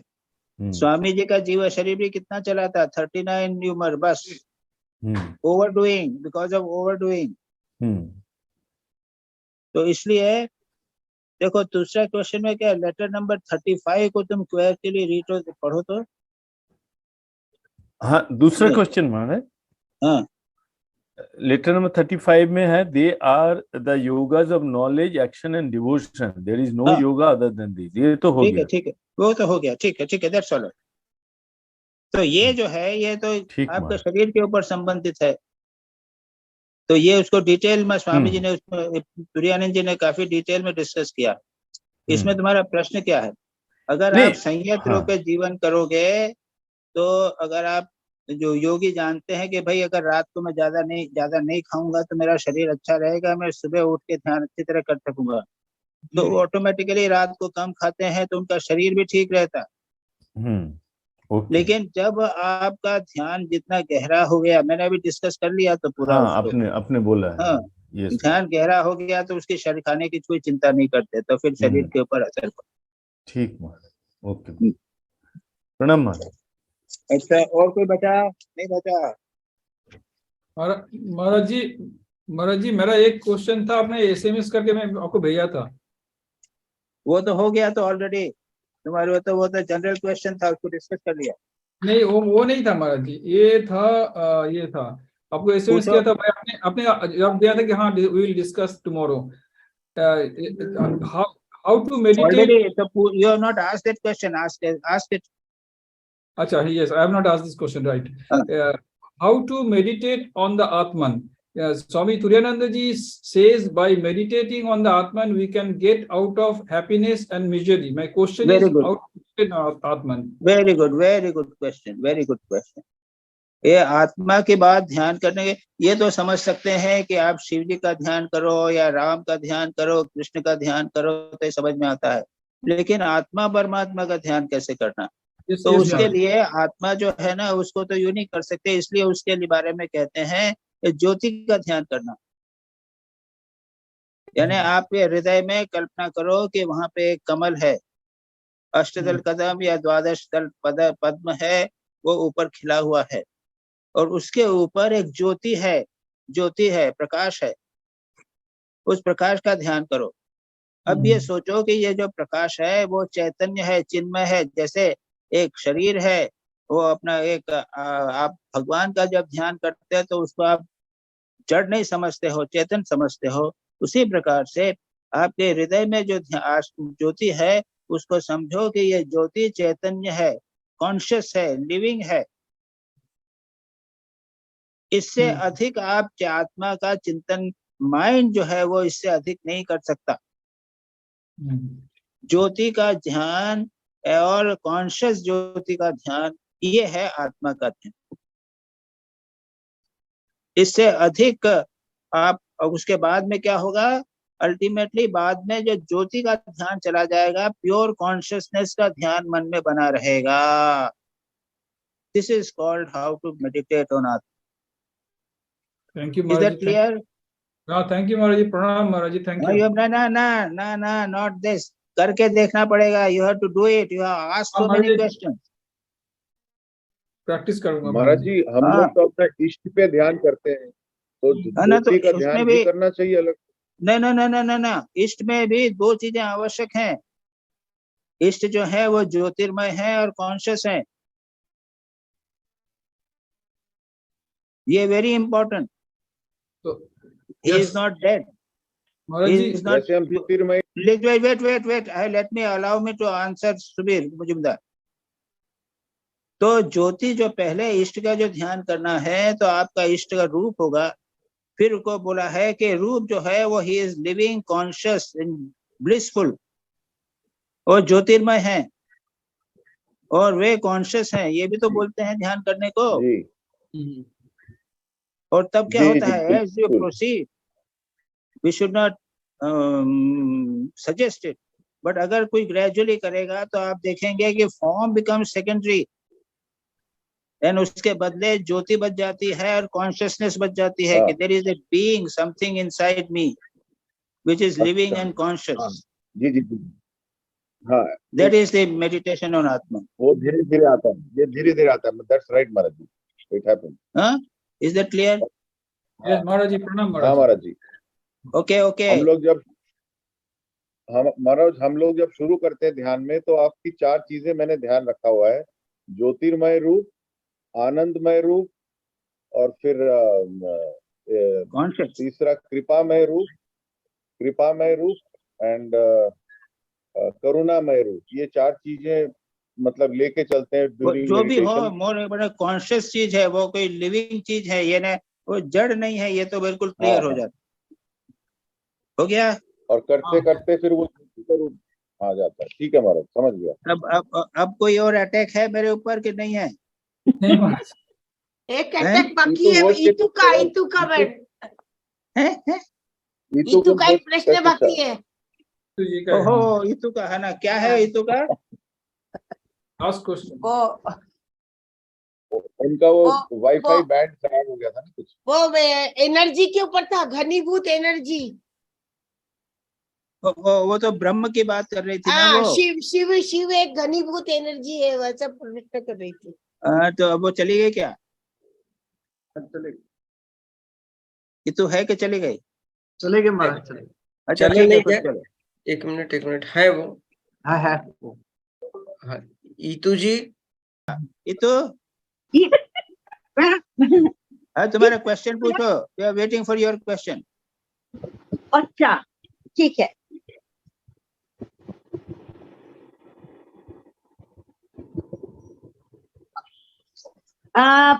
मेरा वो जो सेकंड प्रश्न था वो था, Brahman is concern, the abode of Lord Shiva is in the cerebrum. This is from the text. Brahman is concentrated. Now my question is, Brahman is concentrated energy, Ghanibhut Urja. This is what, as we know. So Lord Shiva is not the same as Brahman. Please explain. Okay. Now, you know that Shiva, when you talk of Shiva, Shiva is Brahman. Here in the article, because Shiva is come, say that is Shiva means Brahman. Okay. First time. Second is question is energy. तो ब्रह्म जो है, ब्रह्म और शक्ति अभेद, ठाकुर बोलते हैं ना, ब्रह्म और शक्ति अभेद। जी। जब निष्क्रिय है, सृष्टि स्थिति प्रलय नहीं कर रहे हैं, तब वो है ब्रह्म। जब सृष्टि स्थिति प्रलय करते हैं, तब वो हो जाते हैं शक्ति। तो एक ही ब्रह्म जब निष्क्रिय होते हैं तब ब्रह्म है, उसी को तुम शिव बोल सकते हो। लेकिन ये शिव जो है, इसमें शक्ति नहीं होगी। जब ब्रह्म कहेंगे तो ब्रह्म में शक्ति भी है और शिव चैतन्य भी है। अच्छा, इधर ओके? जी समझ में आ गया। ठीक से नहीं समझा। अरे बाबा, बाचलाम। एक बार और बताइए महाराज। ना बाबा। सिर के अंदर सहस्त्रार में है ब्रह्म। शिव सहस्त्रार में है ब्रह्म। वो ब्रह्म और शिव दोनों एक ही नाम। और ये जो ब्रह्म है, ये शक्ति, ब्रह्म और शक्ति अभेद ठाकुर बोलते हैं। जब निष्क्रिय रहते हैं तब उसको ब्रह्म बोलते हैं, और जब ये सृष्टि स्थिति प्रलय करते हैं तब इसको शक्ति कहते हैं। ठीक है जी? ओके, ठीक है। ये प्राण शक्ति होती है। शांति शांति शांति। हरि ओम तत्सत्। श्री राम कृष्णार्पणमस्तु।